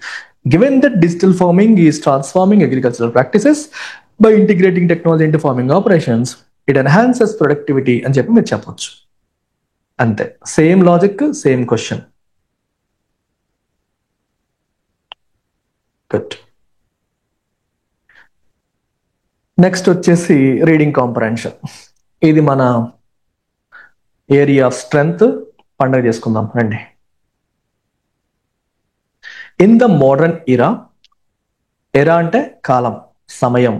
చూడండి మీరు, మోడర్న్ ఎరా, ఏన్షియంట్ ఎరా అంటాం, అలాగనమాట. గుప్తాస్ ఎరా, మౌర్యాస్ ఎరా అంటే వాళ్ళున్న సమయం, వాళ్ళున్న కాలం అని. Nations worldwide are striving for rapid economic growth. So ప్రపంచవ్యాప్తంగా దేశాలన్నీ కూడా ర్యాపిడ్ ఎకనామిక్ గ్రోత్ కోసం ప్రయత్నం చేస్తున్నాయి. Measured largely by gross domestic product, measured largely by gross domestic product. So GDP తో మెజర్ చేస్తాం ఎకనామిక్ గ్రోత్ ని. A higher GDP is often equated with improved living standards, greater employment opportunities and technological advancement. Higher GDP రాగానే మనం ఏమనుకుంటాం? It is equated with improved living standards, greater employment opportunities and technological advancement తో మనం equate చేస్తాం. However, the race for the GDP growth frequently comes at the cost of environmental sustainability, contributing to rising global temperatures and climate change. So GDP కోసం చేసే ఈ ప్రయత్నం వల్ల ఏమవుతుంది, environmental sustainability దెబ్బతింటుంది. Comes at the cost of అంటే దీనివల్ల అది నష్టం అవుతుంది అని అర్థం. ఎన్వైరన్మెంటల్ సస్టైనబిలిటీ దెబ్బతింటుంది, గ్లోబల్ టెంపరేచర్స్ పెరుగుతున్నాయి, క్లైమేట్ ఇన్స్టెబిలిటీకి దారితీస్తుంది అని అర్థం. Economic growth, especially in developing nations, often relies on industrialization, deforestation, and the exploitation of natural resources. ఇది మీకు తెలిసిందే, డెవలపింగ్ నేషన్స్ లో ఎకనామిక్ గ్రోత్ దేని మీద ఆధారపడుతుంది, industrialisation, deforestation, natural resource exploit చేయడం మీద ఆధారపడుతుంది. These activities while boosting GDP release vast amounts of greenhouse gases into the atmosphere, accelerating global warming.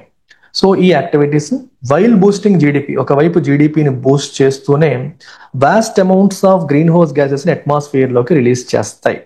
Accelerating global warming ని యాక్సలరేట్ చేస్తూ. యాజ్ టెంపరేచర్స్ రైజ్, టెంపరేచర్స్ పెరిగే కొద్దీ, ఇక్కడ యాజ్ అంటే because అని కాదు, ఇది జరిగే కొద్దీ అని. ద అడ్వర్స్ ఎఫెక్ట్స్ చూసారా, ఇక్కడ ఎఫెక్ట్ అంటే ఏంటి, రిజల్ట్, అవుట్కమ్. అడ్వర్స్ అంటే negative outcome on the environment become more pronounced అంటే అది ఎక్కువగా కనిపిస్తుంది. If something is more pronounced అంటే అర్థం ఏంటమ్మా, ఇట్ అపియర్స్ ఇంకా ఎక్కువగా యాక్సెంచువేట్ అయ్యి ఎక్కువగా కనిపిస్తుంది అని అర్థం. అంటే ఎన్వైరన్మెంట్ మీద దాని యొక్క నెగిటివ్ ఇంపాక్ట్ బాగా విజిబుల్ గా ఉంటుంది ఎప్పుడు టెంపరేచర్స్ పెరిగే కొద్దీ. Melting ice caps, rising sea levels and increasingly severe weather events. ఏ రకంగా ఐస్ క్యాప్స్ ని మెల్ట్ చేస్తూ, సీ లెవెల్స్ రైజ్ అవుతూ and increasingly severe weather events కి దారితీస్తూ. This in turn threatens long-term economic stability as natural disasters can disrupt industries, displace communities and strain resources. Okay, natural disasters మనకి industries ని disturb చేస్తాయి, communities ని displace చేస్తాయి, resources ని strain చేసే పరిస్థితి దారితీస్తుంది. The challenge for governments is finding a balance between GDP growth and environment protection. So GDP growth అవసరమే, but it should not come at the cost of environment. And environment ని నాశనం చేస్తూ రాకూడదు అని అర్థం. Sustainable development models are gaining traction. So development ఎలా ఉండాలి, sustainable గా, అంటే ఎన్వైరన్మెంట్ కి హాని చేయకుండా, భవిష్యత్ తరాలకి నష్టం జరగకుండా ఉన్న development models are gaining traction, అంటే are becoming popular. Emphasising green technologies, renewable energy sources and eco-friendly practices that reduce carbon footprints. Eco-friendly అంటే అర్థం ఏంటమ్మా, ఎకో అంటే ఎకాలజీ అని, ఎకానమీ అని కాదు. ఫ్రెండ్లీ, దానికి ఫ్రెండ్లీగా ఉన్న practices that reduce carbon footprint ని తగ్గించేలాగా. Investing in renewable energy such as wind, solar power can drive economic growth while mitigating the harmful effects of fossil fuel consumption. So investing in renewable ఎనర్జీలో మనం చేసే investments such as wind and solar power లాంటివి can drive economic growth while mitigating the harmful effects of fossil fuel consumption. ఒకవైపు harmful effects of fossil fuel consumption ని mitigate చేస్తూ, reduce చేస్తూ మనం economic growth ని డ్రైవ్ చేయొచ్చు. ఎప్పుడు, when you're investing in renewable energy sources. These industries not only dash to GDP but also help combat global climate crisis. ఏం పెడతామా, అవి జీడిపికి contribute చేస్తాయి ఒక పక్క, ఇంకో పక్క గ్లోబల్ క్లైమేట్ క్రైసిస్ ని మనకి ఓవర్కమ్ అయ్యేలాగా చేస్తాయి. You can say contribute. Impact కాదమ్మా, ఇంపాక్ట్ అనేది కొంచెం నెగిటివ్ గా వాడతాం. నాట్ ఓన్లీ ఇక్కడ 2 కూడా ఇచ్చాడు, ఇంపాక్ట్ 2 అనకూడదు, ఇంపాక్ట్ పక్కన 2 రాదు. ఇంపాక్ట్ జీడిపి అంటాం కానీ ఇంపాక్ట్ 2 అని అనం. సో మోస్ట్లీ కాంట్రిబ్యూట్ టు అనేది మనం చెప్పొచ్చు. కొంచెం వెయిట్ చేయాలి, తనకి వెయిట్ చేయమని కాసేపు, 15-20 minutes.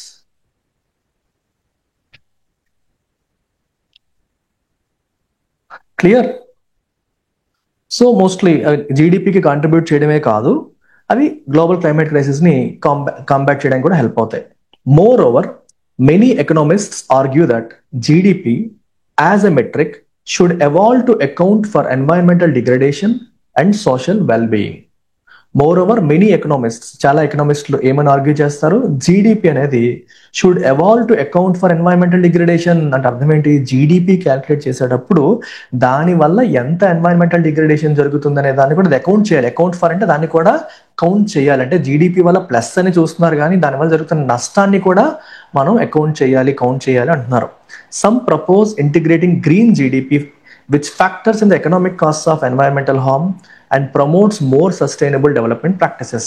సో కొంతమంది ఏం ప్రపోజ్ చేస్తారు, integrating green GDP which factors in the economic cost of environmental harm. అంటే ఎన్వైరన్మెంట్ యొక్క ఫార్మ్ యొక్క ఎకనామిక్ కాస్ట్ అంటే ఇప్పుడు ఒక ఇండస్ట్రియలైజేషన్ వల్ల జీడిపి ఎంత గ్రో అవుతుందో దాని వల్ల ఎన్వైరన్మెంట్ కి ఎంత నష్టం అవుతుంది దాన్ని కూడా, ఎంత నష్టం అవుతుంది అనే దాన్ని కూడా మనం మనీ రూపంలో, అంటే మనకి 1000 కోట్ల నష్టం జరిగింది అంటే ఎన్వైరన్మెంట్ కాస్ట్, అంటే ఫర్ ఎగ్జాంపుల్ మనకి ఫారెస్ట్లు నరికేశారు, దానివల్ల కార్బన్ డైఆక్సైడ్ రిలీజ్ ఎక్కువ జరిగింది, చాలా ఏవైతే ఉంటాయో దాని యొక్క ఎకనామిక్ కాస్ట్ దాన్ని మీరు మనీ రూపంలో ట్రాన్స్లేట్ చేసి కౌంట్ చేయాలి అని అంటారు. సో గ్రీన్ జీడిపిని మనం క్యాలిక్యులేట్ చేయాలి కానీ నార్మల్ జీడిపి కాదు అంటారు. సో గ్రీన్ జీడిపికి నార్మల్ జీడిపికి డిఫరెన్స్ ఏంటి, గ్రీన్ జీడిపిలో రెగ్యులర్ జీడిపిలోంచి ఎన్వైరన్మెంట్ మీద జరిగిన నష్టం ఏదైతే ఉందో అది మైనస్ చేస్తారు, అది గ్రీన్ జీడిపి అనమాట.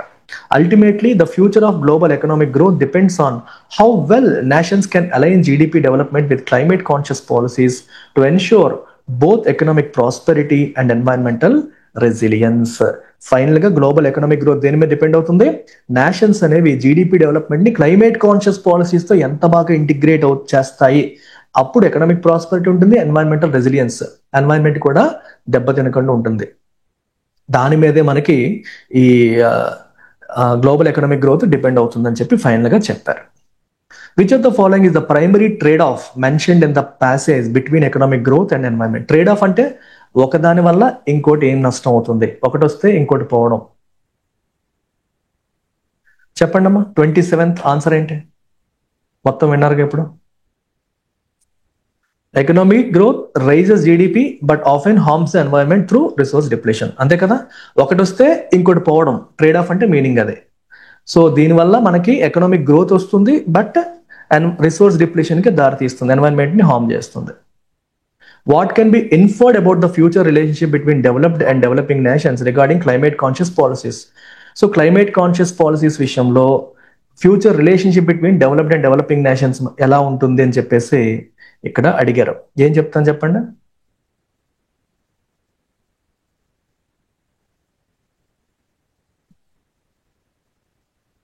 ఇది యాక్చువల్గా ఆర్టికల్లో మెన్షన్ చేయలేదు, క్లియర్గా ఆర్టికల్లో ఏం మెన్షన్ చేయలేదు, అందుకే వాట్ కెన్ బి ఇన్ఫర్డ్ అన్నాడు. ఇన్ఫరెన్స్లు ఎప్పుడు కూడా ఆర్టికల్లో క్లియర్గా ఉండవు, కానీ చెప్పిన దాని ప్రకారం చెప్పిన దాన్ని అర్థం చేసుకుని మనం ఇది అవుతుంది అది అవ్వదు అని మనం చెప్పగలుగుతాం. చెప్పండి ఏం పెడతారు. Developed nations will continue to grow economically without needing to adopt climate conscious policies as they have already established industrial dominance. First మీరు సెంటెన్స్ చూసి ఎలిమినేట్ చేయండి. ఇండస్ట్రియల్ డామినెన్స్ ని పెట్టేసాయి కాబట్టి క్లైమేట్ కాన్షియస్ పాలసీస్ ని పెట్టుకోవు, అసలు అది పెట్టాల్సిన అవసరమే వాళ్ళకు ఉండదు అనొచ్చా మనం. అది డెవలప్డ్ నేషన్ డెవలపింగ్ నేషన్ తో సంబంధం లేదు.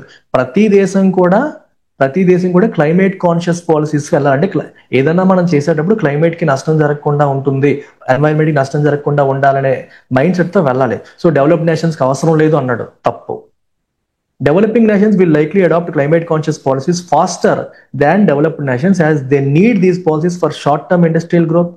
ఇది లాజికల్ గా ఉందో ఆలోచించండి. డెవలపింగ్ నేషన్స్ అంట డెవలప్డ్ నేషన్స్ కంటే ముందు వీటిని అడాప్ట్ చేస్తాయంట. ఆ ఛాన్సెస్ ఉన్నాయా?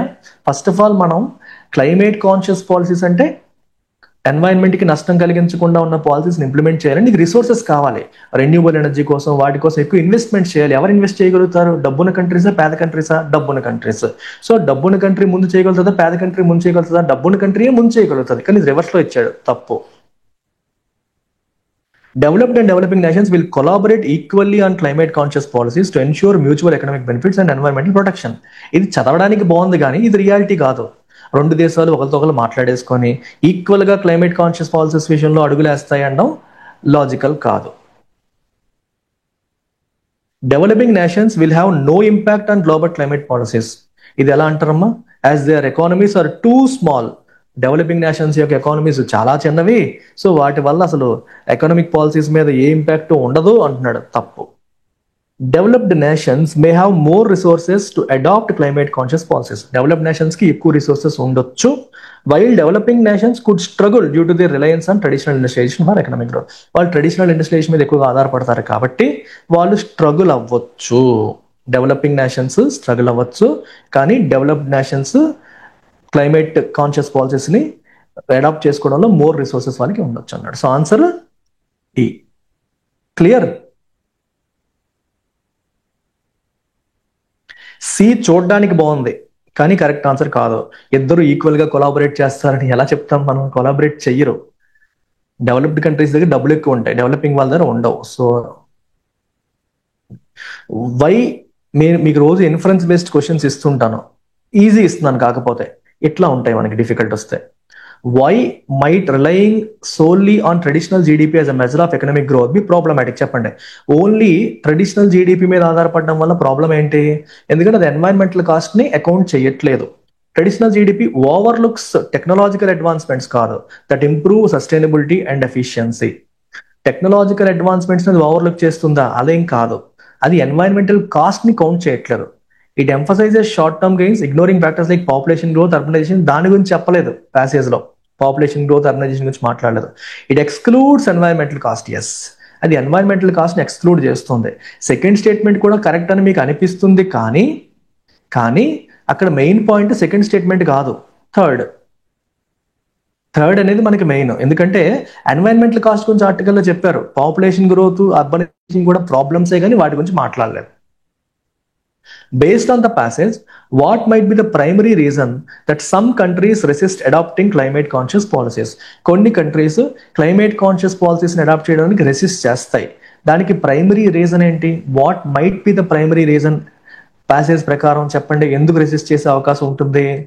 These policies are viewed as too expensive to implement and may slow down short term industrial growth. Absolutely correct.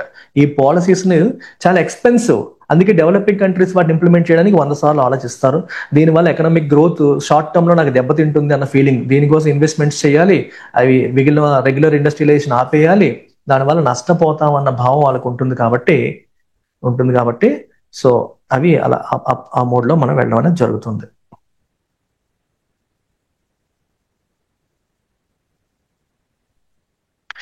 Okay, ఏం పెడతారు? కాంట్రిబ్యూట్. అసలు నేను ఆప్షన్స్ చూడలేదు. ఫస్ట్ లో చెప్పాను contribute to, enhance to, accumulate to, retrieve to, stimulate to అనం. So contribute పక్కనే 2 వస్తుంది తప్పితే మిగిలిన వాటి పక్కనే 2 అనే పదం రాదు. Contribute to the GDP. Okay, in the following question 2 sentences are provided, each containing a blank. Choose the most appropriate word. ఒకే వర్డ్ రెండిట్లోనూ ఫిట్ అవ్వాలమ్మా, అంతే. The company plans to provide కదా, ట్రైనింగ్ సెషన్స్ ప్రొవైడ్ చేయడానికి try చేస్తుంది. So easy question. The government implemented new policies to dash the effects of climate change. Climate change యొక్క effects ని మనం ఏం చేస్తాం? ఫైట్ చేయడానికి ట్రై చేస్తాం. మిటిగేట్ లేదా mitigate, yes, mitigate the climate change యొక్క ఎఫెక్ట్స్ నెగిటివ్, వాటిని తగ్గించడానికి ట్రై చేస్తాం. So best option is mitigate అంటే రెడ్యూస్. సంథింగ్ హార్మ్ఫుల్, బ్యాడ్ ని తగ్గించడాన్ని మిటిగేట్ అంటాం. The scientist presented evidence to dash the claims made. ఏమంటాం? ఇన్ ద ప్రీవియస్ రీసెర్చ్ స్టడీలో ఏదైతే చెప్పారో దాన్ని రెఫ్యూట్ అంటే దాన్ని తప్పు పట్టడానికి, దాన్ని ఎదిరించడానికి, అక్కడ జరిగిన తప్పు అని చెప్పడానికి ఎవిడెన్స్ ప్రెజెంట్ చేశాడు. During the debate she was able to refute her opponents arguments with well documented facts. మీరు అడగొచ్చు, సార్ ఇక్కడ evidence to accept the claims అని కూడా అనొచ్చు కదా అని మీరు అనొచ్చు. కానీ ఇక్కడ ఏమన్నారు? డిబేట్ అన్నాడు, షీ అన్నాడు, అపోనెంట్ అన్నాడు. అపోనెంట్ తో మనం యాక్సెప్ట్ చేస్తాం అండి అపోనెంట్ ఆర్గ్యుమెంట్ ని కౌంట్ చేస్తాం. సో యాక్సెప్ట్ ఫిట్ అవ్వదు ఇక్కడ. సో రెఫ్యూట్ అంటే ఎదురు వాళ్ళు చెప్పిన దానికి రిఫ్యూజ్ టు యాక్సెప్ట్ లేదా దానికి అపోజ్ చేయడం, దాన్ని కౌంటర్ చేయడం. ప్రీవియస్ రీసెర్చ్ స్టడీలో ఉన్నదాన్ని రెఫ్యూట్, తప్పు అని చెప్పడం అనమాట. Answer is refute. సో ఇంకొక ఆర్సీ ఇచ్చాడమ్మా, ఇది టకటకా చదివేద్దాం, ఫాస్ట్ గా ఫినిష్ చేద్దాం 5 minutes లో. Given that sleeves can make or break a garment, it's surprising that there isn't much India specific information available on the dash of what designer Neeta Lulla calls one of the pillars of a piece of clothing. So piece of clothing లో one of the pillars ఏంటి? Sleeves అంట. So sleeves అనేవి చాలా important అన్నట్టుగా చెప్తున్నారు. Information available on the dash of ఏంటి? ఇది last లో చూద్దాంలండి, అది పక్కన పెట్టండి. In her career of 40 years career లో Lulla has worked as a costume designer for about 400 films కి కాస్ట్యూమ్ డిజైనర్ గా పనిచేసింది. From Lamhe to Devdas and Thalaivi. Sleeves are what haldi అంటే టర్మరిక్ అండ్ ధనియా. స్లీవ్స్ అనేవి టర్మరిక్ ధనియా లాంటి. ఫుడ్కి టర్మరిక్ ధనియా ఎలాగో బట్టలకి స్లీవ్స్ అలాగా అని చెప్తుంది. When it comes to the evolution of sleeves in India, much of the influence has come from the west. Sleeves పరంగా ఎక్కువగా ఇన్ఫ్లుయెన్స్ వెస్ట్ నుంచి వచ్చిందంట, says Lulla. Traditionally we mostly had slim sleeves with motifs and symbols. Slim sleeves మనకు ఉండేవంట ఒకప్పుడు, motifs సింబల్స్తో. Why sleeve mania in vogue? అయితే sleeve mania in vogue అంటే ఎందుకు అది ఫేమస్ అయ్యింది, ఎందుకు ఇప్పుడు ట్రెండింగ్ లో ఉంది అని అంటుంది. Fashion moves in cyclical way. Fashion ఎప్పుడు సైక్లికల్ వేలో ఉంటుంది. So we're seeing all kinds of sleeves right now. అంటే ఇలా ఒకసారి అయిపోయింది, ఇప్పుడు ఇది ఇది ఈరోజు ట్రెండ్ లో ఉంది, కొన్నాళ్ళు అది పాత అయిపోద్ది, మళ్ళీ తిరిగి తిరిగి అక్కడికే వస్తాం. అలా అనమాట సైక్లికల్ వేలో మూవ్ అవడం అంటే అర్థం. అదే అన్ని రకాలు మనకు అనిపిస్తున్నాయి. But you can't forget their functional aspect. Trending అనే కాదు, స్లీవ్స్ యొక్క ఫంక్షనల్ అంటే యూటిలిటీ, స్లీవ్స్ ఎలా ఉపయోగపడతాయి అనే దాన్ని కూడా మనం మర్చిపోకూడదు అంటుంది. In fashion nothing is ever just fashion. Fashion లో ఏది ఓన్లీ ఫ్యాషన్ మాత్రమే కాదు. Each aspect of a government serves a purpose. ఒక వస్త్రంలో ప్రతి ఆస్పెక్ట్ కూడా ఒక పర్పస్ ని సర్వ్ చేస్తుంది, ఏదో రకంగా ఉపయోగపడుతుంది. In many versions of abaya, for example, the sleeves are comfortably bell shaped గా ఉంటాయంట sleeves, so that the outfit becomes more airy. దానివల్ల గాలి ఎక్కువ వస్తుంది. బెల్ షేప్ ఉండేసరికి ఎక్కువ మోర్ ఎయిర్ అనేది తీసుకుంటుంది. Traditionally European clothes had a strong presence of heavy cuffs and power shoulders to provide protection from weather నుంచి protection కల్పించడానికి యూరోపియన్ క్లోత్స్ లో హెవీ కఫ్స్, పవర్ షోల్డర్స్ ఉంటాయంట. Wimple offers another example. Wimple అనేది another example మనకి ఇస్తోంది అంటున్నాడు. So abaya, wimple. During the 1500s and 1600s, puff sleeves became famous because of their cosmetic use. Puff sleeves famous అయ్యాయి ఎప్పుడు 1500, 1600లో. The Elizabeth and Victorian era saw the emergence of puff sleeves. వాళ్ళ టైంలో puff sleeves వచ్చాయి. Women would wear corsets to get tiny waist. Corsets వేసి, waist అంటే నడుం భాగం సన్నంగా ఉండేలాగా వేసేవారంట. And when big sleeves were added, big sleeves వేసినప్పుడు they made the person look even smaller and achieve what perfect hourglass shape. So నడుం బాగా సన్నంగా ఉండేలా కనిపించడానికి, అండ్ స్లీవ్స్ కొంచెం పెద్ద వేయడం వల్ల నడుం ఇంకా సన్నంగా, అంటే స్లీవ్ పెద్దగా ఉన్నప్పుడు బాడీ ఇంకా సన్నంగా కనిపించేదంటే పర్ఫెక్ట్ అవర్ గ్లాస్ షేప్ లో ఉన్నట్టుగా కనిపించేవారు. Then you had the Edwardian sleeves that were romantic with ruffles and lace. ఇంకో టైప్ ఆఫ్ స్లీవ్స్ ఇవి రొమాంటిక్, రఫుల్స్ లేస్ తో ఇవి రొమాంటిక్ గా ఉంటాయని చెప్పారు. Explains Lulla. She explains how she use 3/4 puff sleeves in the romance drama Lame to give Sridevi's character Pallavi a soft, feminine and youthful look. So Sridevi character కి soft, feminine, youthful look ఇవ్వడానికి తను 3/4 puff sleeves ని ఎలా వాడింది అని చెప్తోంది. The renaissance period was the time when women's fashion, especially sleeves, was at it forefront. Renaissance period లో women's fashion అనేది, అంటే 1500, 1600 పీరియడ్ లో ఉమెన్స్ ఫ్యాషన్ అనేది ఫోర్ ఫ్రంట్ లో ఉంది, అంటే చాలా పికప్ అయింది అంటున్నాడు. ఆ టైంలో చాలా ఎక్కువగా పికప్ అయింది. రెనైజెన్స్ అంటే మీకు ఆర్ట్, కల్చర్, మ్యూజిక్ అవన్నీ మళ్ళీ ఊపిరి పోసుకున్న రోజులని. అంటే మన ఎరా మీరు గమనిస్తే ఏన్షియంట్ ఎరాలో కల్చర్ కి, ఆర్ట్ కి ఇంపార్టెన్స్ ఉండేది. మిడీవల్ ఎరాలో కల్చర్, ఆర్ట్ కి ఇంపార్టెన్స్ బాగా తక్కువ ఉందన్నమాట. ఆ తర్వాత మళ్ళీ ఏన్షియంట్ ఎరాలో ఎలా అయితే ఉందో మ్యూజిక్, కల్చర్, ఆర్ట్ ఇలాంటి మళ్ళీ కూడా ఊపిరి పోసుకున్న సమయాన్ని మనం రెనైజెన్స్ పీరియడ్ అంటాం. సో రెనైజెన్స్ పీరియడ్ లోనే ఫ్యాషన్ కూడా, ఉమెన్స్ ఫ్యాషన్ కూడా పికప్ అయింది అని చెప్తుంది. The same puff sleeves became a trend in 1950s. 1950s లో ఇండియాలో కూడా పఫ్ స్లీవ్స్ ట్రెండ్ అయ్యాయి in India when country cinema was taking shape. Cinema అనేది when it was taking shape, hence influencing popular culture. So popular culture ని influence చేస్తూ India had recently gained independence from Britain and the presence of Edwardian sleeves was everywhere. So independence కి ఇండియాకి Britain నుంచి independence వచ్చింది. ఎడ్వర్డియన్ sleeves అనేవి అన్ని చోట్ల కనిపిస్తున్నాయి, especially in Kolkata, since it had been one of the leading cities in British times. కోల్కతాలో అంటే బ్రిటిష్ వారి ఇన్ఫ్లుయెన్స్ కనిపిస్తుంది అని అర్థం. Says Lulla has been studying sleeves for కొన్ని దశాబ్దాలుగా స్లీవ్స్ ని స్టడీ చేస్తుంది. సో ఇండియాకి రీసెంట్ గా, అంటే ఆమె ఈ బ్రిటన్ నుంచి ఇండిపెండెన్స్ వచ్చిన తర్వాత వాళ్ళ ఇన్ఫ్లుయెన్స్ మన వస్త్రధారణలో కూడా కనిపించింది అని చెప్తోంది. How did India's cultural context in 1950s contribute to the popularity of Edwardian sleeves? చెప్పండి. 1950s లో ఎడ్వర్డియన్ స్లీవ్స్ పాపులర్ అవ్వడానికి కారణం ఏంటి చెప్పాలి. ఎందుకని?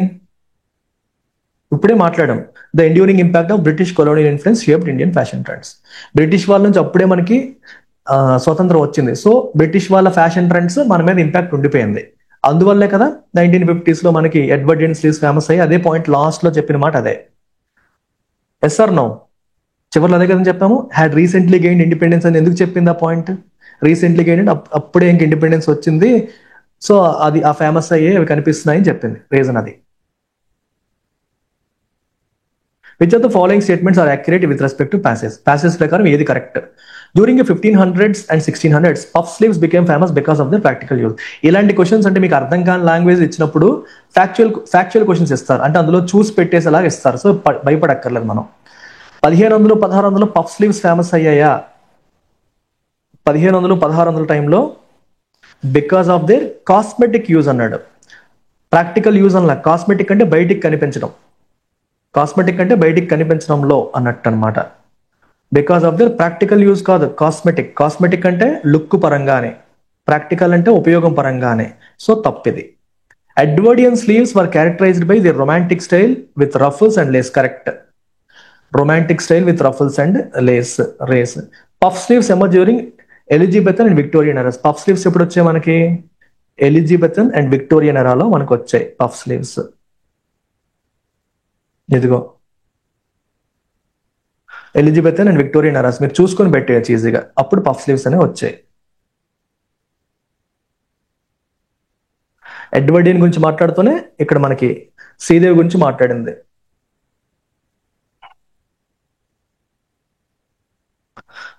Okay, answer 2 and 3. 1 తప్పు, 1 తప్పు కాబట్టి ఇది తప్పు, ఇది తప్పు, ఇది తప్పు. 2 and 3 మీరు చెక్ చేసుకోవాలి. సో 3 కరెక్ట్ కాబట్టి 2 and 3 పెట్టేసుకుంటే అయిపోయింది. What purpose to design elements such as sleeves and shoulders in garments serve? ఈ స్లీవ్స్, షోల్డర్స్ ఇవన్నీ ఏ పర్పస్ సర్వ్ చేస్తే? ఓన్లీ లుక్ ఏనా, ప్రాక్టికల్ గా యూజ్ ఉంటుందా? ఆర్టికల్ ప్రకారం రెండు ఉంటాయి, ప్రతిదానికి ఒక పర్పస్ ఉంటుందని ఆర్టికల్ చెప్పింది. సో కాబట్టి they combine style and purpose. Only style మాత్రమే కాదు, స్టైల్ తో పాటు వాటికి పర్పస్ ఉంటుందని చెప్పారు ఆర్టికల్లో. So answer is D. How does Neeta Lulla view the significance of sleeves? How did she use them in Lamhe to enhance? Pallavi character enhance చేయడానికి ఎలా ఉపయోగించింది? స్లీవ్స్ యొక్క సిగ్నిఫికెన్స్ తను ఎలా చూసింది? ఏం చెప్పిందమ్మా తను? అవి డెకరేటివ్, ఓన్లీ అందం కోసమే చెప్పిందా? అందం కోసమనే మాట్లాడిందా? లేదు. She feels sleeves are essential, చాలా ఇంపార్టెంట్ అని భావించింది. 3/4 పఫ్ స్లీవ్స్ ఉపయోగించి సాఫ్ట్ ఫెమినైన్ యూత్ఫుల్ లుక్ ని క్రియేట్ చేసింది. ఇది డైరెక్ట్ క్వశ్చన్, ఇది మనకి ఆ పదాలతో సహా ఇచ్చాడు. Soft feminine youthful look as is గా చూసి పెట్టాడు. Factual question. ఓకే, ఇందాక బ్లాంక్ లో ఏం పెట్టొచ్చు? ఎమర్జా, ట్రాన్సిషనా, ట్రాన్స్ఫార్మ్డా, ఎవల్యూషన్, ఎబ్బింగా. 39th.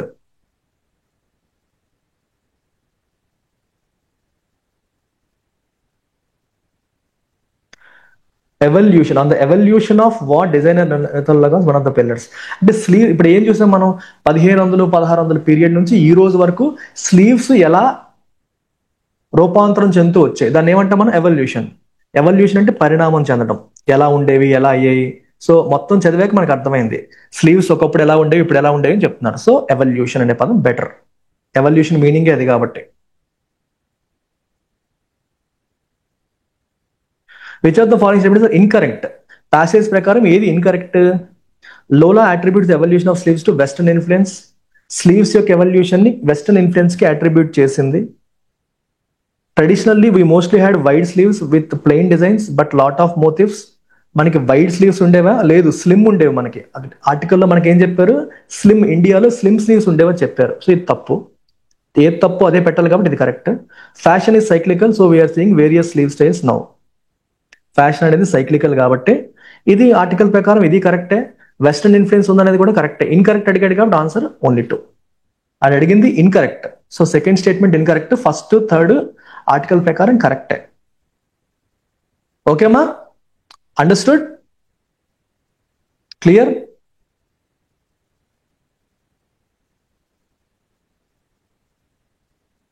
ఓకేమ్మా, take care, bye.